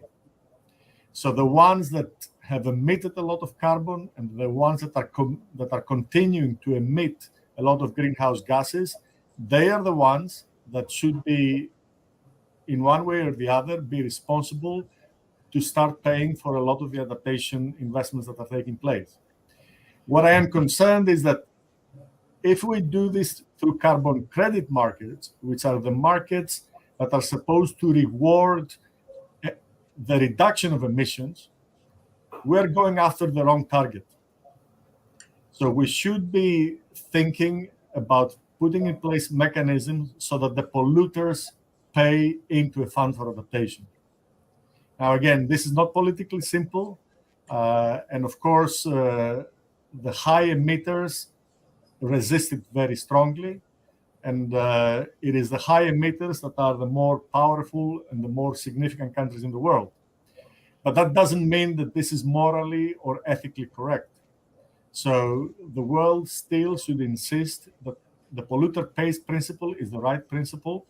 And this is, I feel, the right way to go about it. Now, I should say that the World Bank does not have a clear official position on this. We are an international organization, and these are matters of international negotiations. But I think in terms of the way to think about it is that the polluters should pay first. And in terms of going to the carbon credit markets to leverage additional funds for adaptation, I would caution that we're going after the wrong target. Thank you. No, thank you so much. That from all of you, that was such a fascinating overview of so many different perspectives and issues that need to be untangled with such urgency. So thank you so much, everyone, for joining. It's a hugely complex picture, but the solutions do seem to be out there if governments get their act together. I would also, I'm going to wrap up the whole day now, I think, as that's the end of the first day of our Net Zero event. And I'd like to say one final thank you to our sponsors for the making sense of Net Zero. Those are Aberdeen, DWS, Flood Re, Masdar City, and RMS. And all of today's content will be available for you to watch on demand as of tomorrow. Simply click the on demand drop down on the agenda tab and scroll and find the session you want to rewatch. The next installment of the series is on Wednesday, the 21st of September, and it will address the biggest challenges around financing the transition to net zero. So thank you so much to our stellar lineup of speakers throughout the whole day. And everyone listening, please sign up free of charge for the next event through the homepage. Thank you so much and goodbye. Thank you. Bye-bye, everyone. Bye.